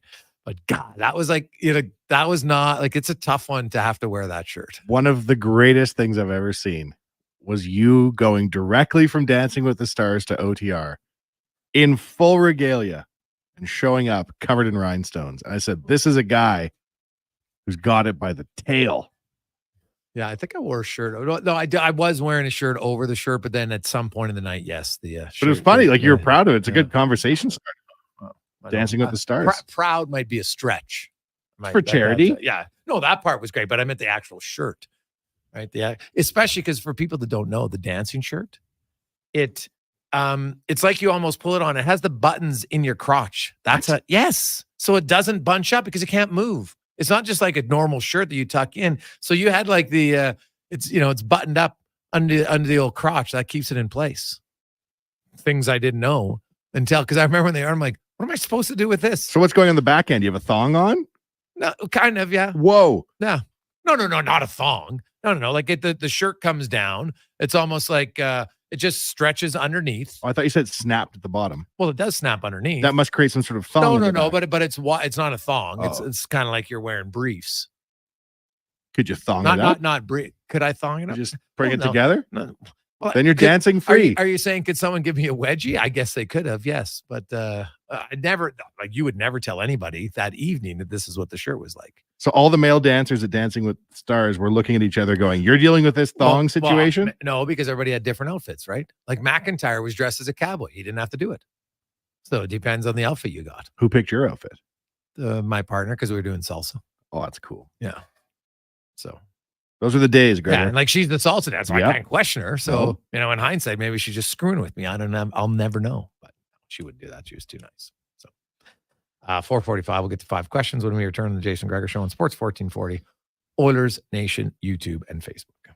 Oodle noodle origins. In 1864, Francis Oodle took over his dying father's business as a leatherman. He was quite proficient, but his heart was never truly in the trade. After his father's death, Oodle met a cocksure young man named Vladimir Nudel, who was a trailblazer in the popular new art of food boxes. They formed a partnership and aimed to ply their trade in the New World. At Ellis Island, Nudel was renamed David Noodle, and henceforth, the franchise has been known as Oodle Noodle. Hockey is back, and Play Alberta, Alberta's #1 sportsbook and official partner of the Edmonton Oilers, has you covered with bigger offers, boosted odds, live betting, player props, and more. New to Play Alberta, new players now receive $200 in free bets just for signing up. You already play? Get a $10 free bet for every $100 you bet. Every week, all season long. Visit playalberta.ca and make your picks today. Bonus terms and conditions apply. I'm Ryan Nugent-Hopkins. And I'm Zach Hyman. And when we're not making juicy, sweet passes or having my goals disallowed, we're working for Legacy Heating and Cooling. You know, guys used to call me a plumber. And now they call you an HVAC technician. Nice. Hey, guys, you're not here to install furnaces. You're here to sing the jingle. Oh. Well. Okay. Call Legacy. Call Legacy. No payments and no interest for 1 year from qualified installers. Legacy Heating and Cooling.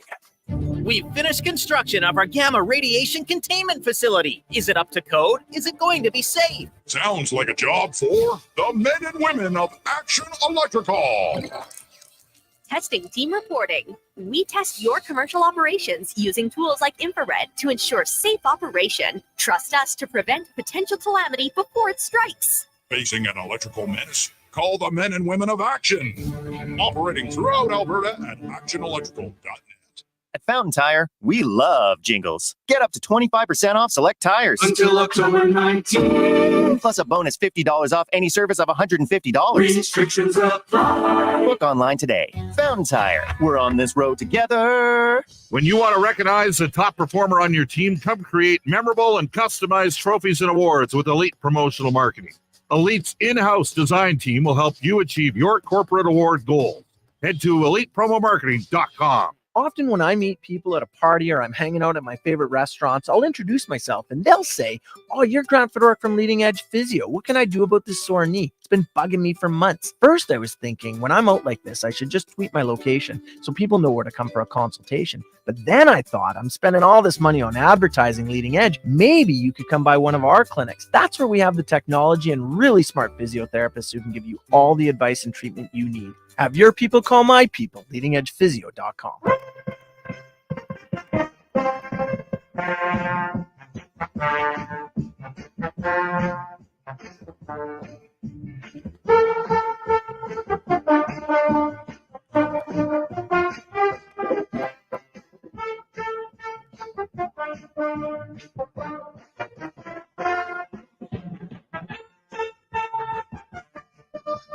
Hat tricks, touchdowns, and home runs. Get it all with the Jason Gregor Show on Sports 1440. Presented by PlayAlberta.ca, Alberta's only regulated online gambling website.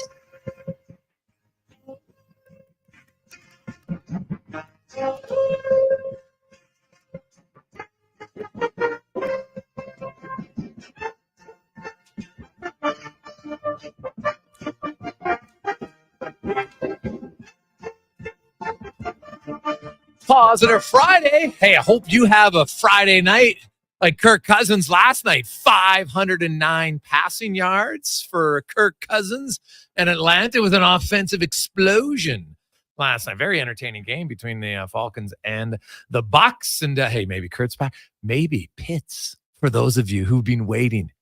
You thought this would be the year. It's only one game, but what do you have? 88 yards, 7 catches.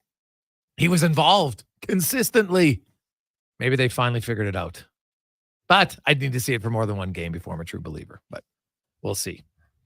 Now, let's get to 5 questions, 5 questions for our Anglophones, brought to you by The Brick. Elevate your space this fall and take up to 30 and get up to 30% off furniture during the Buy More, Save More, Give More event right now at The Brick and thebrick.com. It's time for 5 questions on the Jason Gregor Show. All right, guys, last preseason game tonight. Looking like a pretty good roster. What is one thing you're going to be watching for the closest when the puck drops? I don't know, Connor. To be totally honest with you, I'm not a big fan of this 42-game preseason. And I'm just sort of waiting for it to be over. I'm not really watching anything. No injuries, please. I will be watching. I thought as that game went on in Seattle, the Draisaitl, Arvidsson, Skinner line just started to look more and more comfortable. So to me, that's something I just watch for. I'm not expecting them to move mountains right away offensively. And also, of course, Emberson and Nurse, as they will play their first game together. I thought you were going to say you'd be watching the clock for it to end, but I like those ones. Question number 2, we saw the season kick off. Well, to be honest, I have a hockey practice, so I'm recording the game. So it'll be fast forward. That's where I'll be like, oh, there's Nurse's shift. Okay, I'll watch that one. Yeah. Question 2, season kicked off today in Czechia today with the Global Series. If you were to go to the Global Series, any country, which would you like to go to the most? Oh, God, it's close. It's either Slovakia or Czechia. I want to go to Prague and Bratislava. So either one of those, please. I'd love to go to Germany because I'd love to interact with more Oilers Nation Germany gang. Okay. And also, we share a common love in Leon Draisaitl. And I think it's super interesting to see a foreign country like that so proud of an Edmontonian by... Question number 3, I do want to get the odds for you up at playalberta.ca, but you got the Elks and Riders meeting tomorrow down at Commonwealth, 5 o'clock kickoff. What's your prediction for the game? Elks right now, 2.5-point underdogs. Got to take the home team, Connor. Got to bet with your heart. Sorry, Elks fans. I'd like him to get a win, but I don't know. I see the Riders as a little bit more of a desperate team, knowing that they punched their ticket to the playoffs with a win. Question number 4, with the CFR in town, and like you said, Gregor, we got 4 tickets we'll give away later on in the show. Is there an event you like the most and would like to participate in? Well, I can tell you from experience, bull riding is on a whole other level. I just did steer riding, 1,000-pound steers, not to mention the behemoth bulls, and 1,000-pound steers was ripping my arm apart. So no thank you to that one. If I had to pick one, oh geez,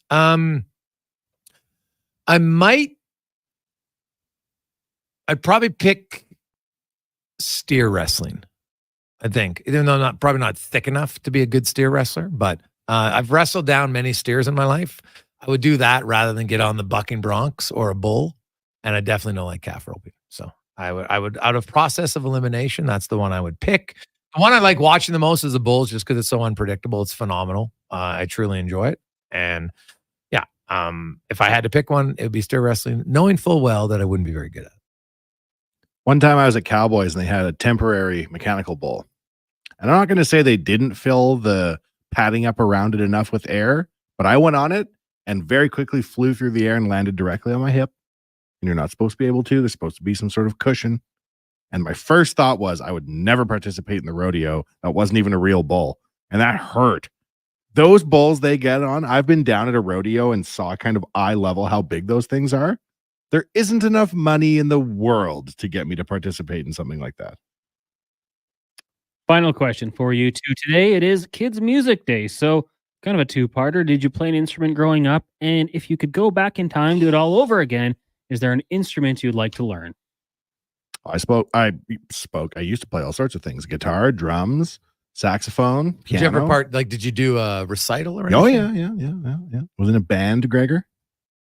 As a kid, as a little kid, you had a school band. Then you had like a rock band you could join if you were so inclined. Didn't have to go out for recess. That was a win. Really? Yeah, it's good. Not times. Going out for recess is a win. Dead of winter? Oh yeah, no. Like grade 8. What am I doing out there? Going on the slide? What was your band's name? Did recess in grade 8? Well, you had lunch. It's not recess. Well, lunch. Go out after lunch. I don't know. Connor just go. You had recess in grade 8. You? What was after lunch? No. I mean, well, you had lunch and then you had classes. You didn't get. Sure, you did. We were going outside and playing football in junior high. I don't know what country you grew up in. Junior high, yeah. High school, I didn't have it. I thought it was like a recess where everyone had to go. No, junior high. Like junior high, we lunchtime, play football for sure. You're in the rock band. You don't have to go out in the dead of February. It was hot. What was your band's name? The Zit Remedy? I wish. Metallica? No, we didn't have a name. We weren't good enough, but we played instruments. Okay.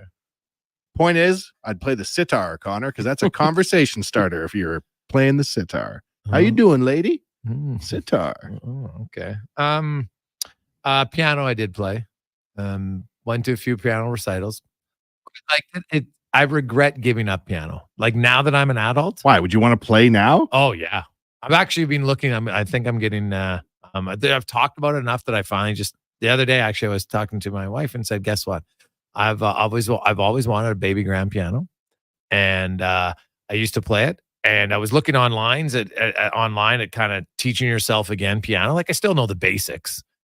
Because every now and then we have a piano at the farm. So I'd go out there sometime and I knew one song that I memorized, so I could still play that one song, but I would like to play other songs. So yes, the piano is something that I would like to get again. Because the guitar, I don't want to teach myself guitar now; it's too old. But I just like the piano. I found it soothing. But I'm only going to play it for me. I'm not going to be going. And first of all, like I don't need to go out to, hey lady, I can play guitar. Like there's no interest in my life anymore now. So I want to play an instrument that I find fun. I had drums and I had a piano, and drums was fun. But piano to me would just be more soothing. I'd like to play a lot of different songs. Be very careful, Gregor. In every crime movie I've ever seen, they do well and they buy a grand piano and then they get arrested in their mansion, like the movie Blow. That guy had a grand piano. Be careful. It's a sign of success when you roll a grand piano into the house. It says there's nowhere to go but. Yeah, but I could get the most expensive piano in the world. It's never leading me to being a drug addict. No, not addicts. Sales. That's how they get the money, not from selling. Well, what am I selling though? Well, I don't know. It's a high level of success. It's like buying a Lamborghini. Buddy, I can get a piano. It's not that expensive. A car is way more expensive. I get a piano for like $7,000. A grand piano? Baby grand. What's baby grand? Used. It's a small one. That's why it's a baby grand. Oh, well. I legitimately thought that was a brand. It's because it's not as big as far as the the size of your overall piano, right? Will you get a candelabra to sit on it? Huge bejeweled candelabra? I'm not sure I'm there yet. Maybe if I graduated up to it, if I could play a few songs. But yeah, piano. Lessons? I know exactly. Yeah, I would take lessons again, 100%. I think at some point you'd have to take lessons, but it would be like anything. I would need a good piano teacher. I want the right teacher that connects with you. If you don't have a good teacher, you don't want to go. I hope you do this. Oh, I'm doing it. I hope. It's like when I talked about getting a Kuahara for 2 years before I got one. My bike, the Kuahara. You have a motorbike? No, you don't know what a Kuahara is? What? No wonder you never went outside in recess. What's a Kuahara? Kuahara. A Kui? Like a pedal bike? What? How is this possible? What are you talking about? Is that the ones with the big banana seats? No. It's just like a Oh my God. You don't know what a Kuahara is? Are you joking? No, I don't. No. This is unbelievable. Like a BMX bike. Yeah. Oh. Yeah. Why did you say that? Well, that's what a brand, it's called a Kuahara. Oh, it's like a different brand of bike. No, it's the brand is the Kuahara. Okay, I understand. Go ahead. But so you didn't, none of your friends ever had a Kuahara? Was I growing up in the 70s? No, in the Brooklyn? Buddy, Kuaharas aren't that old. Me and all my friends had holograms. I'm from the future. Oh my God, that is unbelievable. Here, I'll show you a picture. Like you never had like the 5 spokes?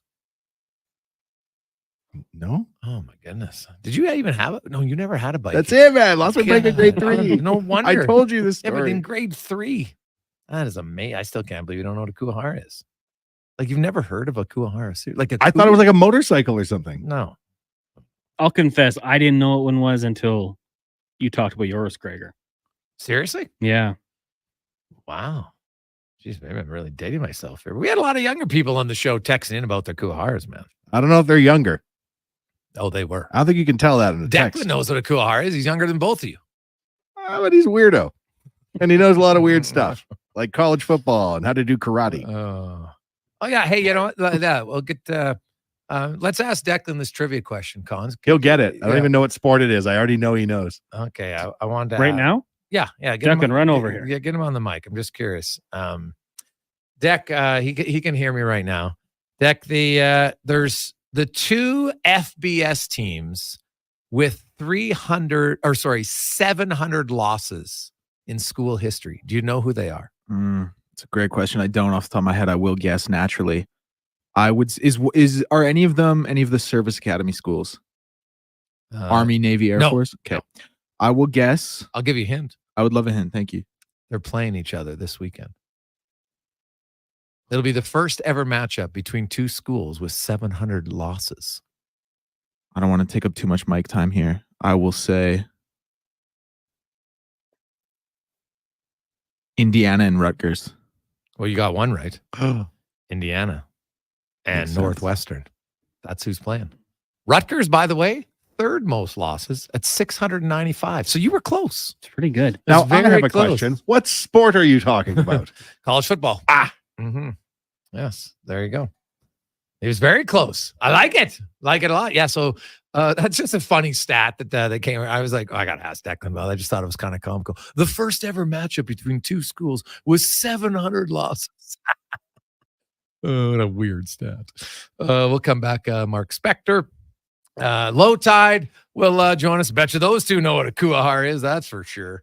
Here's Connor Halley in a Sports 1440 update brought to you by Booster Juice. Oh, man, Booster Juice, 25 years. They're celebrating right now, and they're bringing back the classics, baby. The original, the marathon, and the always popular Orangesicle. Download the Booster Reward app and order one today at Booster. This is a Sports 1440 update. It is the preseason finale. The Edmonton Oilers wrapping it up, taking on the Canucks. Puck drop just after 8 o'clock earlier today at the NHL's Global Series. The Devils defeat the Sabres 4-1. Other preseason games tonight is the Penguins and the Blue Jackets, Lightning in Carolina. The Red Wings host the Sens Wild in Chicago. And the Flames hosting the Jets. Week 18 in the CFL gets going in a few minutes here. The Hamilton Tiger Cats hosting the Winnipeg Blue Bombers. And at 8 o'clock, you got Calgary in BC to take on the Lions. NBA's preseason got going in Abu Dhabi earlier today. The Celtics over the Nuggets, 107-103. Later tonight, you got the Lakers and Timberwolves meeting in Palm Springs, and the Jazz hosting the New Zealand Breakers. Tip-off at 7 o'clock in that one. College football tonight, a couple games of note. Number 6, Oregon hosting Michigan State at 7. Also, you'll have Syracuse heading to Vegas to take on number 25 UNLV. WNBA playoffs. Sun Lynx meeting at 5:30. Then at 7:30, the Liberty taking on the Aces here in the Edmonton area. The Oil Kings, well, they're in Brandon taking on the Wheat Kings. Puck drop in an hour. You have the Crusaders and Saints meeting in Sherwood Park at 7. And in the AJ, Devons and Fort Mac. Bonneville hosting Lloyd, and Whiteport takes on Drum Heller. Number 9 ranked University of Alberta Golden Bears football hosting UBC at Foot Field. That gets going at 7 o'clock. You got the home and home series on the ice. Golden Bears and Pandas, both teams taking on McEwen tonight. It's the men at the Downtown Community Arena. Tomorrow at the Drake. For the women, it is the Drake tonight and the DC8 tomorrow. Coming up in hour 4 of the Jason Gregor Show, we will be joined by Mark Spector of Rogers Sportsnet and Alan Mitchell, host of The Lowdown with Low Tide. I'm Connor Halley. This has been a Sports 1440 update. Sports 1440 in West Edmonton Mall and Wetaskiwin. CKJR is a Stingray radio station. Download the free radio player app and listen wherever you go. Ain't it beautiful? What does excellence mean to you, and how does it impact your decisions? Friends, it's Carrie Dahl, and I know that at Volvo Cars Edmonton, excellence isn't an option, it's their everything. From customer satisfaction in sales, service, inventory, and retention, they excel in all. Congratulations, Volvo Cars Edmonton, Canada's only 12-time Volvo Excellence Award winners. Volvo of Edmonton. You've got a go-to coffee spot, a trusted barber, even a lucky game day jersey. But when it's about looking your absolute best, there's only one name you need. Mr. Dirk. Family run since 1939. We're experts in crafting impeccable tailor-made suits and offering a wide variety of everyday styles. Pair that with personalized one-on-one fittings and the convenience of on-site tailoring. Mr. Dirk elevates your style game. Visit our Edmonton store or explore MrDirk.com. Score big on style with Mr. Dirk.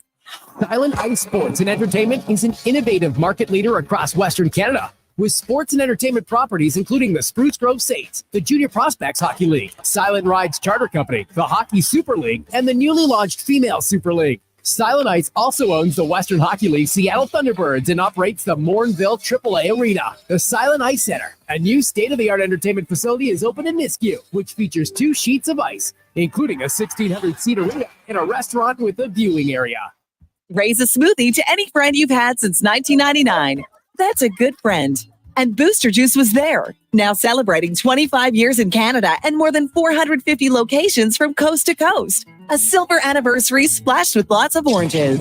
Celebrate 25 years of Booster Juice with the return of OG favorite smoothies like the original, the Orangesicle, and the Marathon, made with cranberries, bananas, strawberries, orange sorbet, and probiotic yogurt. Happy 25th Booster Juice. Download the Booster Rewards app today. Wow, get ready for a silly hockey fans. Your partner in power just skated onto the ice. EWEL.ca, the new e-commerce website for electrical wholesalers Edmonton, is ready for the power play 24/7, 365. UL skates to where the puck will be in 5 years. Now that's forward thinking. Killer selection, slamming products from the best brands, and legendary service. Don't sit on the bench. Get your account today at EWEL.ca and win that project. Plug into your partner in power. Get an EWEL.ca account today. New Jizz Nuggets.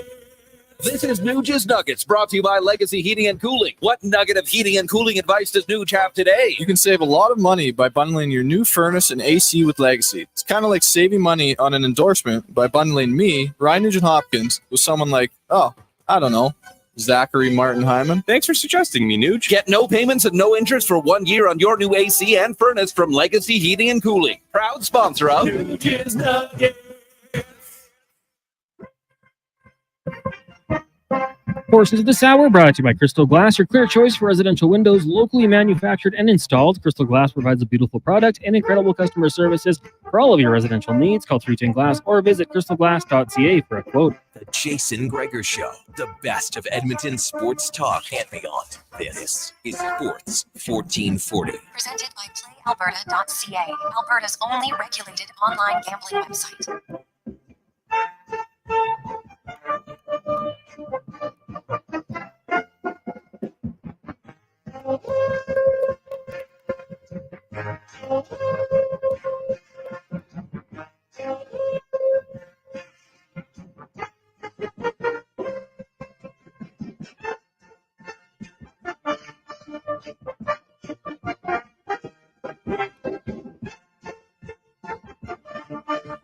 .307.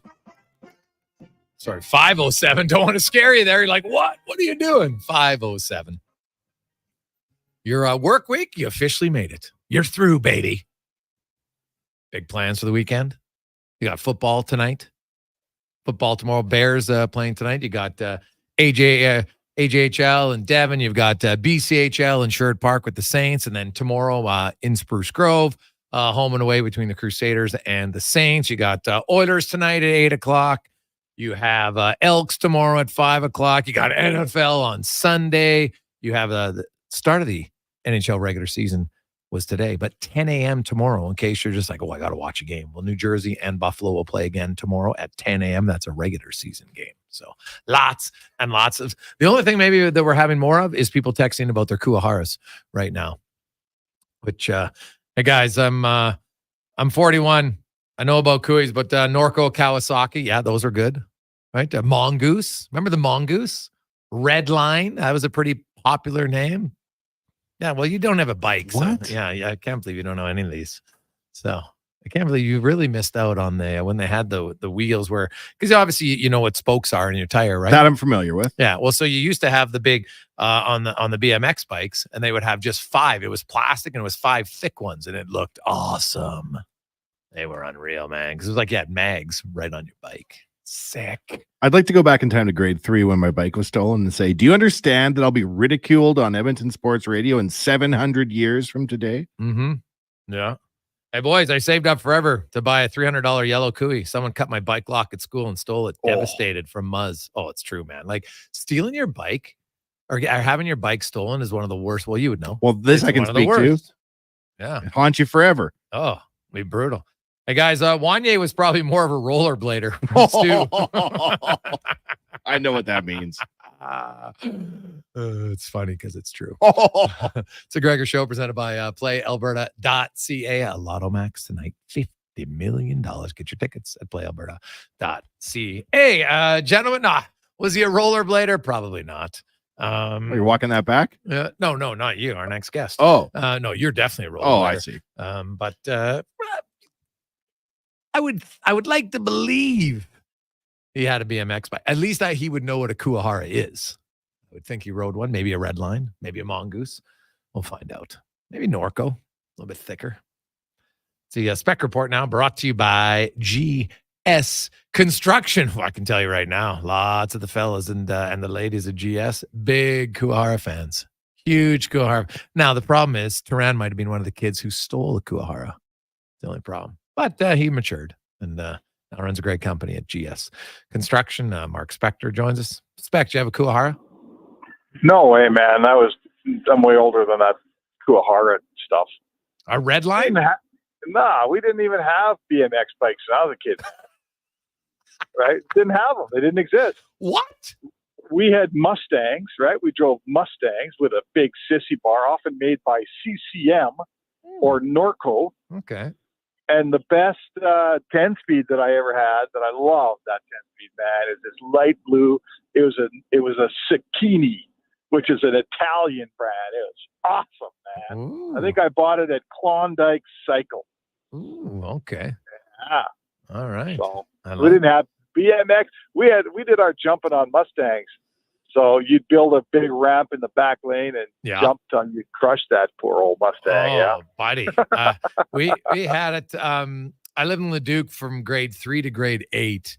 And there was a big bike hill kind of on the, that would be what? The northeast side. There had been like a plane crash had went down there. Like a plane had crashed many years ago. And there was some so there used to be like bones of cows that we, because there's like somehow a plane had crashed with some cows in it or something. Or at least that was the story. A plane full of cows. Yeah. Well, that was the story as a kid. Okay. But honestly, when you'd go into the sand and the jump areas, every now and then you'd see like a bone from a cow. And so there was like a cow graveyard or something. But the story as a kid was it as a plane crash. Was there any plane parts?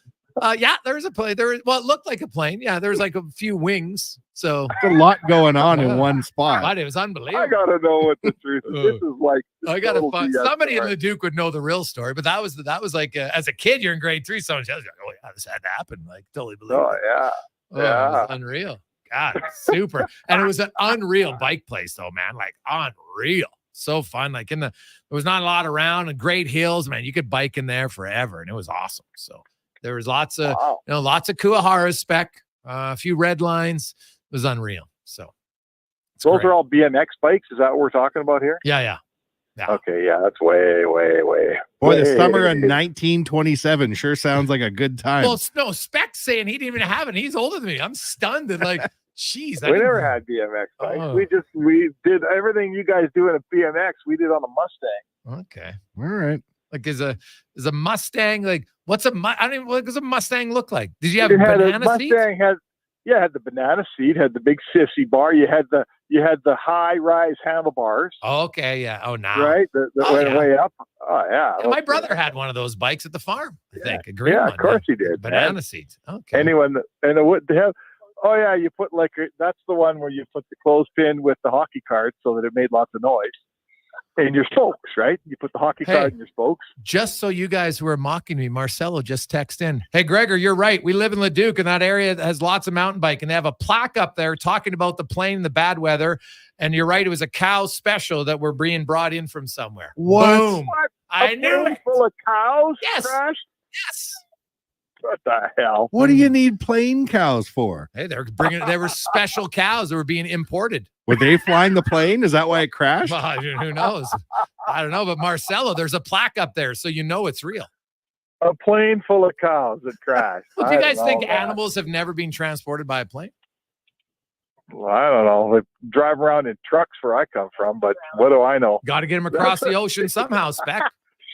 Intercontinental cows? Shulka says, that's ground beef. She is always the funnier one in this relationship. That's true. Where's your wittiness? Yes, very good line. Very good line. I like it. So awesome. It was. My God. By the way, it was a 1973 crash. So it happened in 1973. It was, and you know what? Thanks to Jerry from Bonton. Not only does he make good food at Bonton Bakery, Jerry knows. So there was 5 people died with cattle.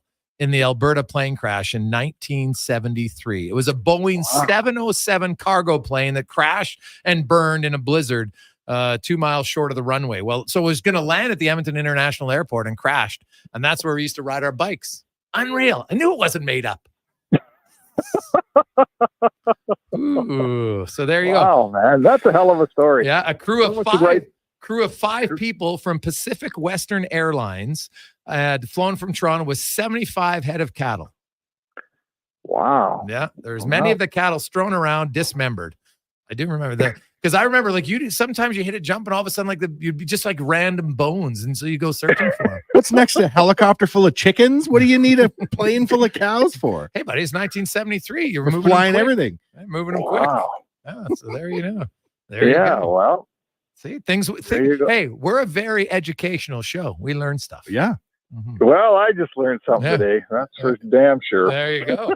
Hey, speaking of the cows, the rodeo's in town. Hey, if you want to go to the rodeo, text in right now. Just text in rodeo to 833-401-1440. 833-401-1440. We got a 4-pack of tickets for Saturday night's event of the CFR.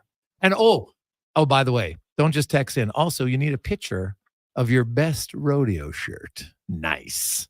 Ooh, got a few of those.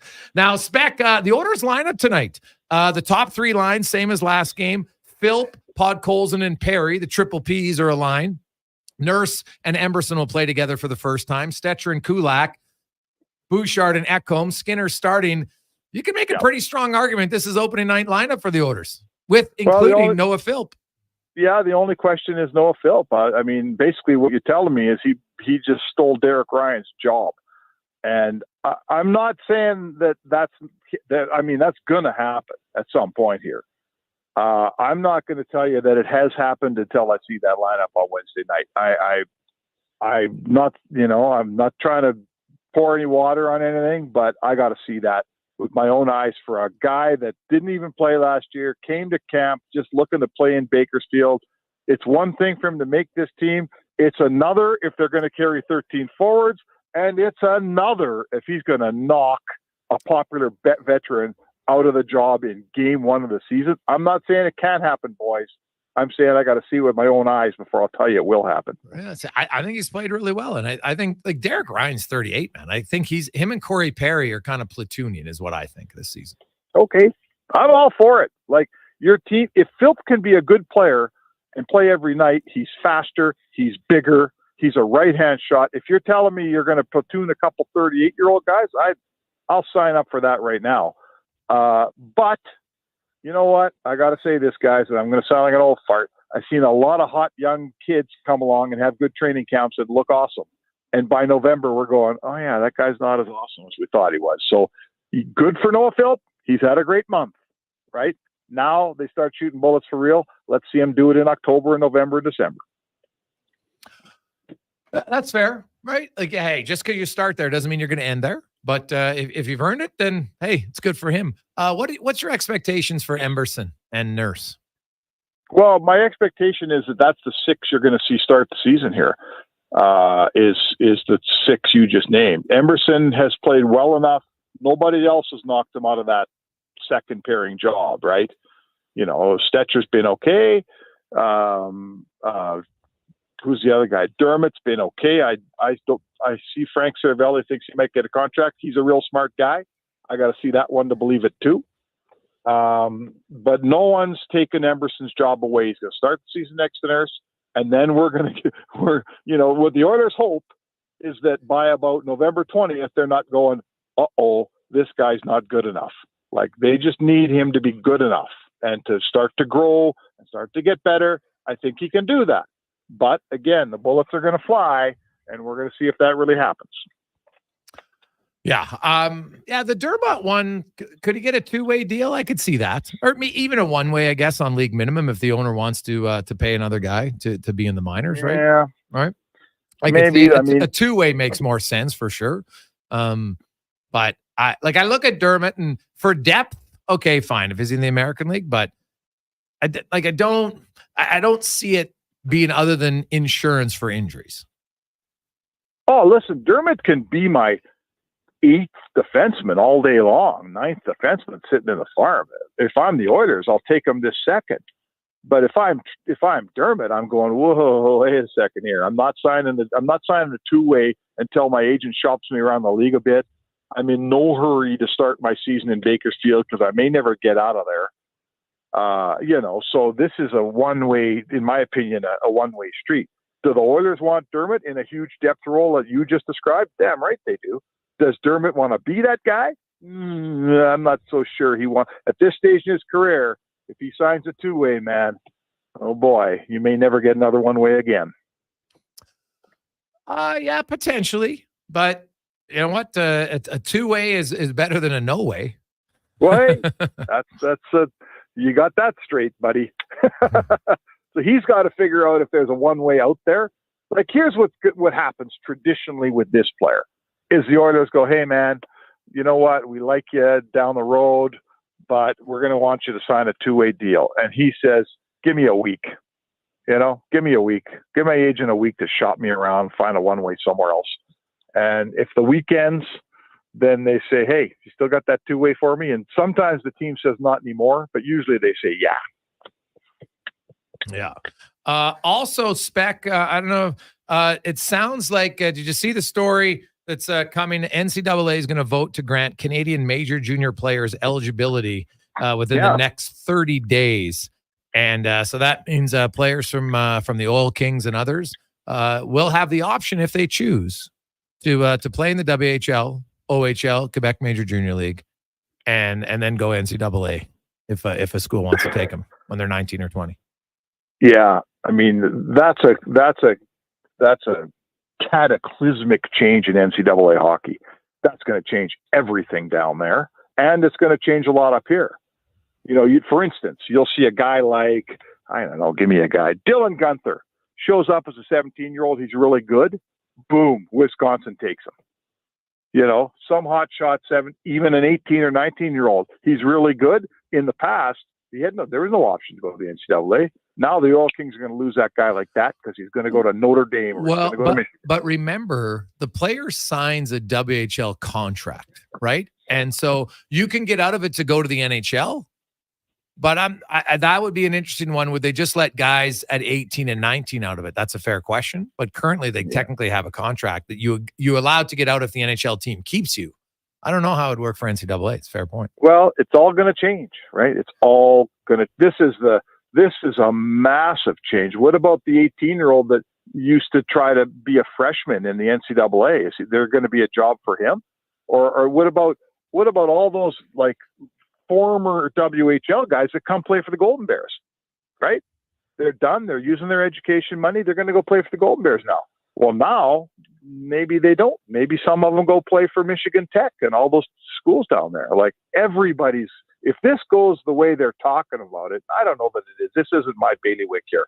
But if basically the NCAA can now take any guy that used to play major junior, that's going to throw a giant wrench into the CIS, into the WHL, and the NCAA, into the USHL. Everything changes, man. It will be interesting. I think it may. I honestly, Spec, I wonder if it opens up the door for NCAA and U Sport teams to start playing each other more, because think about it. Like, that's what the university player is and has been for a long time. And so I've argued that U Sports is just as good, if not better, than many of the NCAA programs. No question in my mind. And has been for a long time. So, you know what? Now, obviously, there's a cost factor in there that becomes a big one. But, I wonder if that just leads to maybe more tournaments or something involving those teams, because I think it would be great for the programs to do that. Well, the reason they never do it is because, let's just pick two teams. Let's take the Michigan Wolverines top program, the Golden Bears top program. There's nothing. Michigan doesn't want to go play the Golden Bears and lose 4-1. It looks bad for them. It looks great for the Golden Bears. If the Golden Bears lose to Michigan, who cares, right? And the Golden Bears, every single time they've had a chance to play a top team, they're right there. They win 3-2, they lose 3-2. It's a coin flip. But the NCAA team never wants to play the Canadian team because they're supposed to be better. And frankly, they're better than some of them. They're not better than all of them. Yeah, it'll be fascinating. Spec, great stuff, man. Enjoy the final preseason game tonight. I will. It's just before I go, the guy that what you need on your show on Monday is like a Sam Cosentino or somebody that's really plugged in on this stuff, because it's a fascinating topic. Oh yeah. Oh no. It's ramifications in like 4 different leagues all over the continent. It's a big deal. So anyway, boys, have a great weekend. Enjoy all the sports, and let's get after it.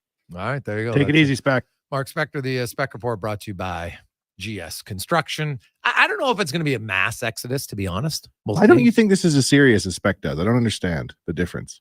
Well, serious in the sense that I don't, like I said, the WHL, I think where it might hurt team is the AJHL.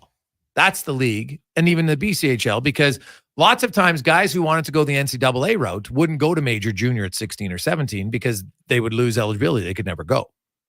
This way they can do both if they want. But it's not like every 20-year-old is going to go automatically to the NCAA. Right? Some will. Some might say, well, I've got my scholarship paid for here in Canada. I can go to Canadian University. And a lot of times what you take in school, right? Like you go down to some of the program, not everything's transferable, right? So there's lots of different moving parts here. I don't know if it's just as instant as like, oh my goodness, everybody goes. I think it might, what's going to happen is the young 16 or 17-year-olds that would go to the AJHL because they were waiting to go to NCAA might go to the WHL earlier. But again, if you're not physically ready, just because you still want to go to college, don't rush to go to the WHL for it, because you're probably not going to have as much success, and then that lowers your chances of getting a scholarship. Are there going to be guys in the WHL, though, that don't make any money in the dub that can go make a living playing NCAA hockey? Well, you can't make a living doing it. I thought you can get NIL. Yeah, but NIL's really for football and basketball. Don't they have to share it with all the sports in the program? No. NIL, no, it's a signed individual player who gets the NIL. Yeah, like Jason Gregor now, if you're a starting quarterback and you're a superstar. Jason Gregor's a starting quarterback? Like, I'm just using that as an example. Oh, I see. Right? So he's a starting quarterback in Miami or Michigan. Those guys are getting big deals. Like what are they getting? Well, there's the running back right now who stayed in Boise State, and he's getting $300,000 for his NIL deal. Oh. And Boise State's not even a big school, but he wanted to stay there, and he's killing it right now, and he got $300K. For his NIL deal. There's guys getting way more than that in bigger schools. But in hockey, I'd have to even look if there's anybody in hockey who's had a significant NIL deal. It's a good question. I just haven't heard of one. The big program in Michigan, they must have companies willing to give. I don't know, man. It's not really. Because your NIL deal is a lot of, like Nike and those different ones are doing it, right? Hockey doesn't really get that because they're not shoes. It's not like, hey, this guy promotes a brand. Boom, I want to get the Alabama sneaker, right? Their basketball shoe, because everybody can wear basketball shoes. The only people who get the hockey skates are the guys who are playing hockey. But I saw some of these guys getting Lambo Urises and showing up at school. That's not. Yeah, but again, the car dealers. It's not hockey. Like, I'm going to look up. It's a good question. I got to look up I haven't seen an article yet about a hockey guy making huge. So no, I don't think it's there. There's none in the top 28, which is from the list I found. And what's number 28? What is their number at? Let me scroll through. It's not a traditional way. We're getting down to 1.1 million. Yeah. See, look, that's huge money. Yeah. So Shedeur Sanders from Colorado is number 1.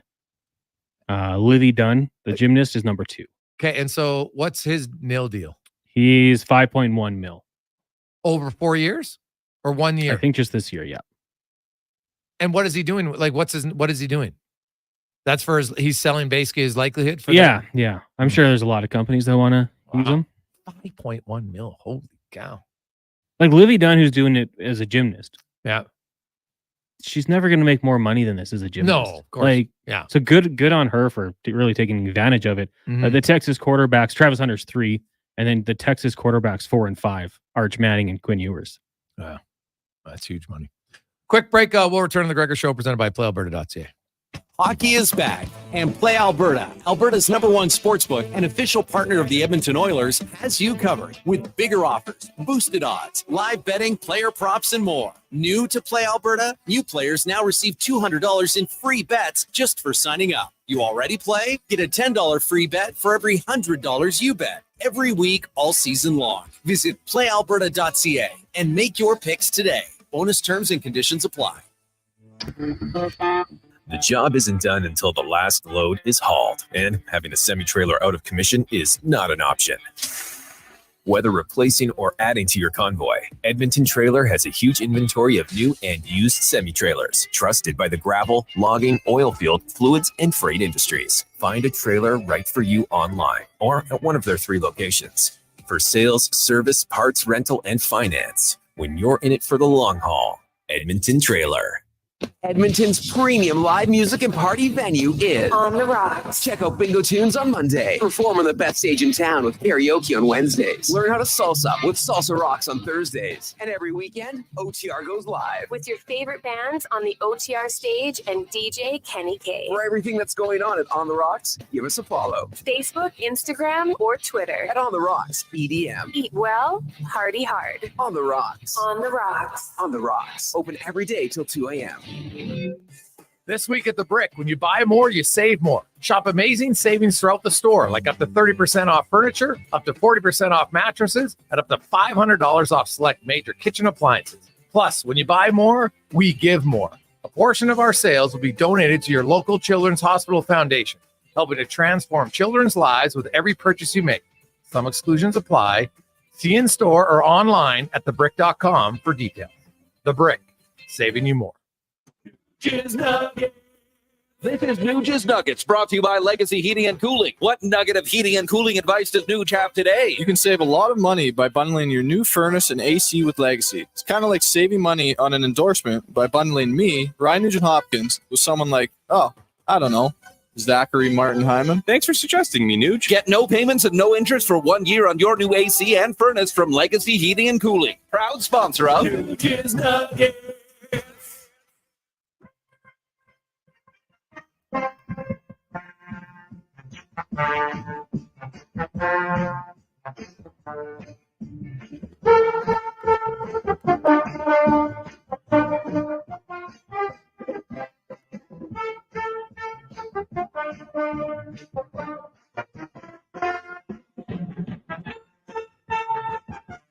Look good, feel good, play good. It's the Jason Gregor Show. Thanks for listening to Sports 1440. Presented by playalberta.ca, Alberta's only regulated online gambling website. We're 5:32. Jason Gregor, Connor Halley. Frosty from Leduc sent us pictures from Whiskey Hill. That's the name of it. If you're ever in Leduc, you should go see it. Send, hey guys, here's some. Send some pictures and like, Cons, I'm showing you. See how, like, look at that. I'm not a plane crash expert, but it looks, yeah, stayed together pretty good. Oh yeah, see, there you go. Wanye, those are pictures of the plane at Whiskey Hill in Leduc. So there you go. Credit to Plain Hill. Well, probably doesn't sound as good. So, well, that's what I don't know if that's the official name, but that's what I remember us calling it, Whiskey Hill. So we had a cow named Whiskey. Funny enough. So there you go. Things you learn. Things you learn. Thanks to Colt and everybody. We got some sick picks for the rodeo shirts. Fantastic. I like when everybody plays along. It's great. So it was awesome. Now let's get to the oil report brought to you by VolvoCarsEdmonton.com. The all-new 2025 XC90s and XC plug-in hybrids are in stock. Woo-hoo! I saw one today. They're looking good. Check it out at VolvoCarsEdmonton.com. Is Al Mitchell, a.k.a. Low Tide Jones. LT, did you ever have like a Kua? Well, no, you wouldn't have had a Kuahara if Spec didn't have one. You're older than him. So did you even have bikes when you were a kid? No. We just had, well, what we would do is we'd have a big rock and we would just, roll the rock down a hill. That's pretty much what we did. They were, I would say that you could call them a wheel, but it was really the early. We're talking about Whiskey Hill. I have climbed Crown Royal Mountain a few times. I have done that. I don't think that's the same though. Oh, I like it. Awesome. Buddy, you should have seen Berg. He sent in some sweet rodeo picks. We should have won just on the amount of picks he had, but Con says it fair and square. And I think Colt. That's a pretty good name there. Colt. It's going to the rodeo tomorrow. Good luck. I love the Nice. rodeo, by the way. I love it. Nice. Now, Al, being in Saskatchewan, you must have grown up going to a few rodeos in old Maidstone and other places, no? Oh, sure. And I worked country music radio, and like country music radio when I worked it in the 70s and 80s was pretty much the Wild West. You'd have the rodeo, and then there'd be like a country bar, and you'd have a best tight-fitting jeans contest. You couldn't do the stuff we did back then. You literally could not do it. It was pretty much the Wild West. But as far as, rodeo people are a blast. I don't know that city folk get that, but they know how to have a better time with just the outdoor and the atmosphere and a little bit of booze. I'm just saying. Oh, yeah. Just a little bit, Al. Oilers line up tonight. McDavid line, Draisaitl line, Henrik line, same as last game. You got the 3 Ps and Podkolzin, Philp, and Perry. And then Bouchard, Ekholm, Nurse, Emberson, Kulak, Stetcher, Skinner starting. Of those players, Al, is there anyone you don't see in the starting lineup on Wednesday, assuming everybody's healthy? No, I really I still wonder if if Derek Ryan draws in, then I don't know whether it's Perry or Philp who draws out, because Ryan is a great penalty killer, but I think that he's slowed a little bit.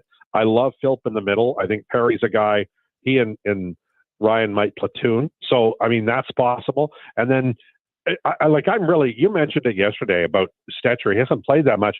I'm really looking forward to watching him because I think he's like the hidden gem here among the defensemen, and for whatever reason he hasn't played, and that's fine. He's been hurt or recovering from. We've got lots of that, but I think when he shows his mettle, this is going to be a far more interesting defensive depth chart. Yeah.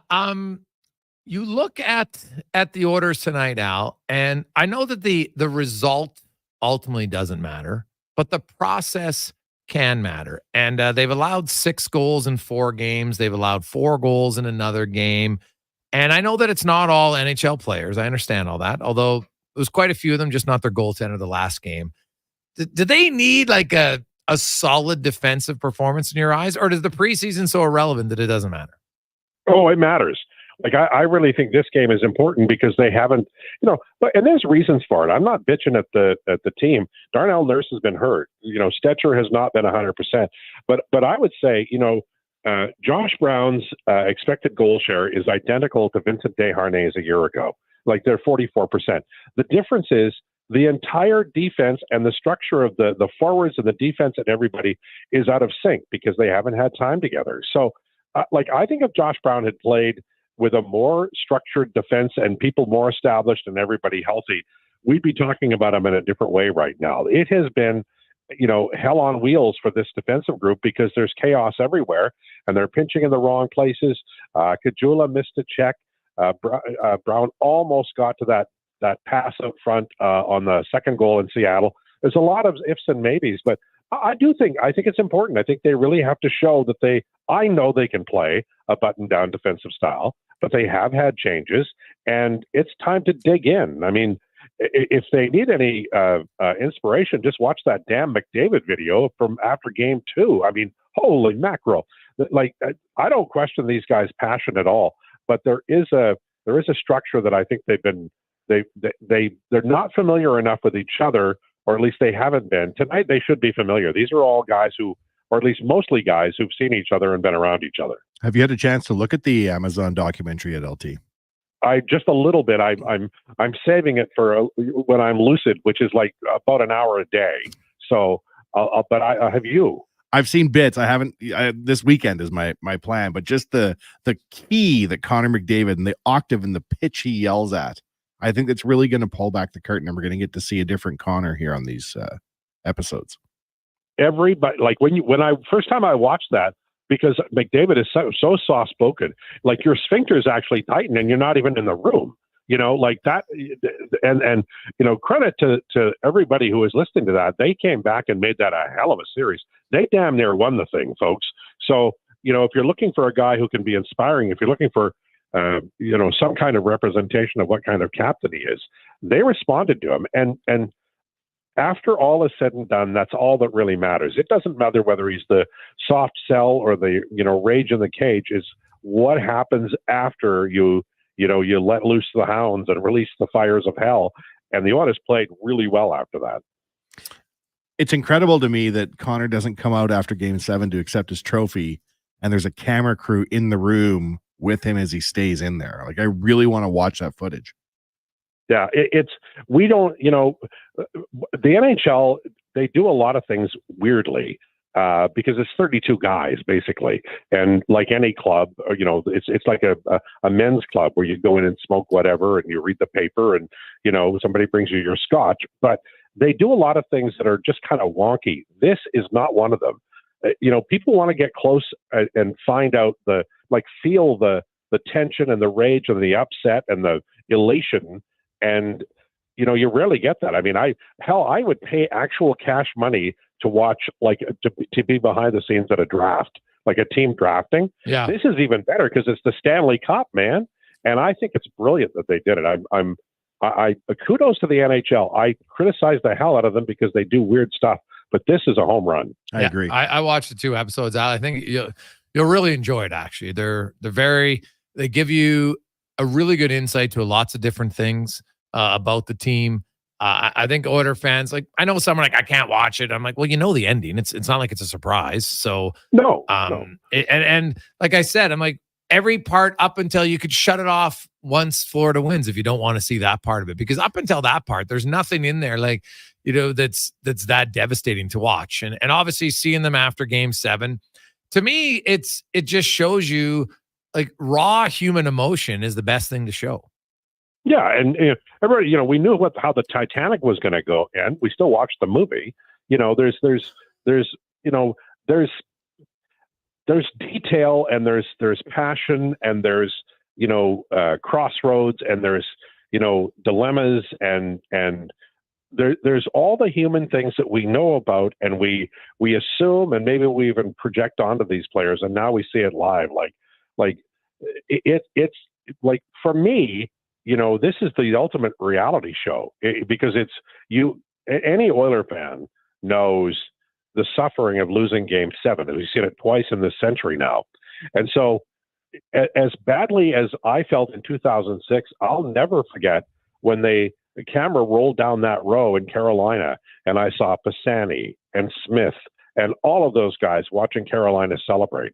And it hurt my heart, and I can't imagine what it did for them. Well, this time, we see all of that, and we get to go behind the scenes. I don't know why anybody would turn that down.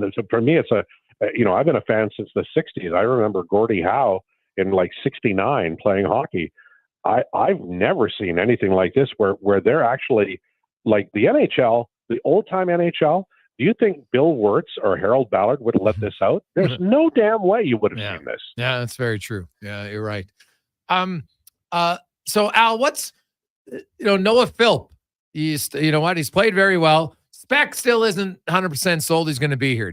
I said it I said it before the Seattle game. I felt like Noah Philp's done enough. He's going to be here. Where do you come up? I think he's here because of foot speed. I think Derek Ryan is a really smart player. He's a great penalty killer. Corey Perry he surprised me at how effective he was in the offensive zone last year when he came over. He's a really smart player, and he can create offense with basically nothing. He's really smart.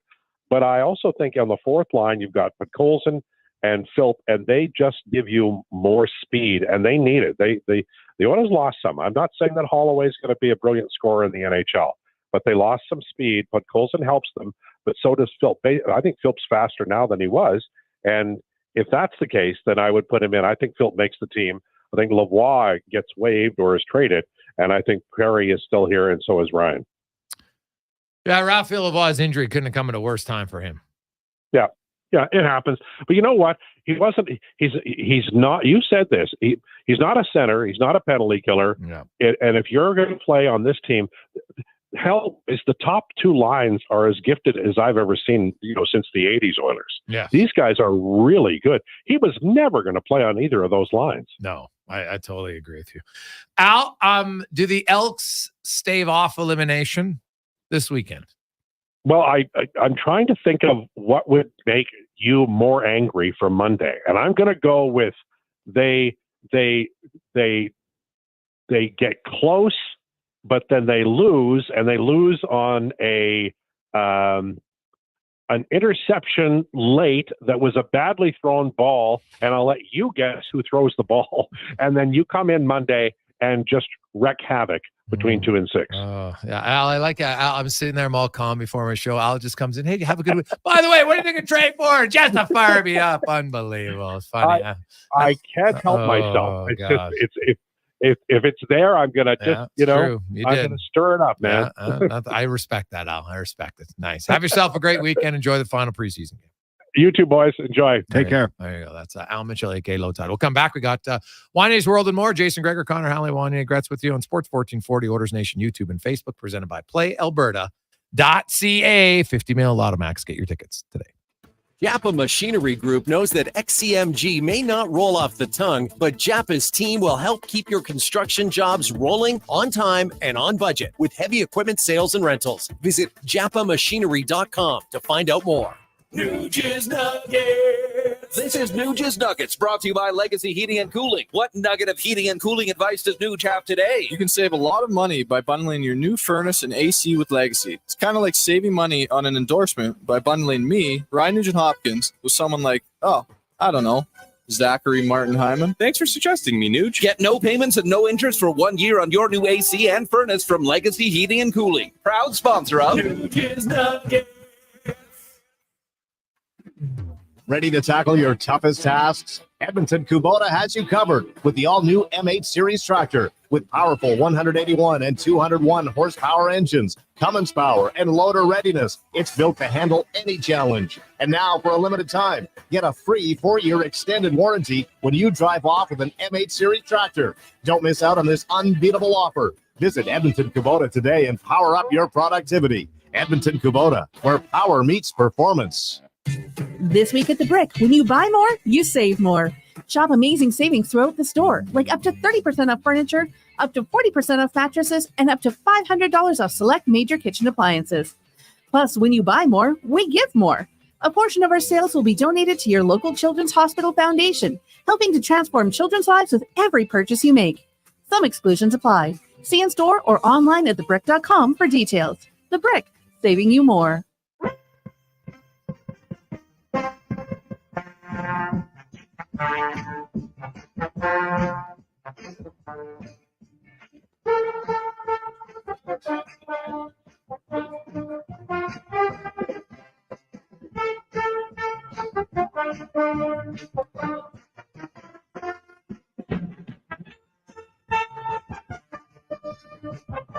The Jason Gregor Show, the best of Edmonton sports talk and beyond. This is Sports 1440. Presented by PlayAlberta.ca, Alberta's only regulated online gambling website.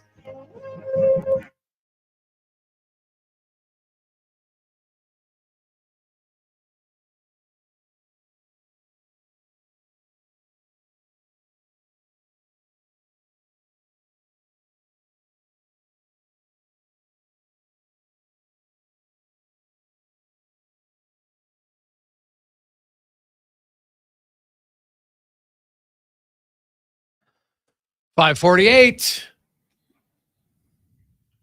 Jason Gregor, Connor Halley, Wanye Gretz with you on a lovely, positive Friday. Text line has been humming today. 833-401-1440 in our inbox. I need someone from EWell to let me know. Did David Carson have a Kuahara? Somebody let me know from EWell. Did Dave have a Kuahara? Or is he like Wanye and doesn't know what a Kuahara is? Because we'd have to have a conversation if that's the case. Let me know at EWell. I'm starting to think this Kuahara business is before my time.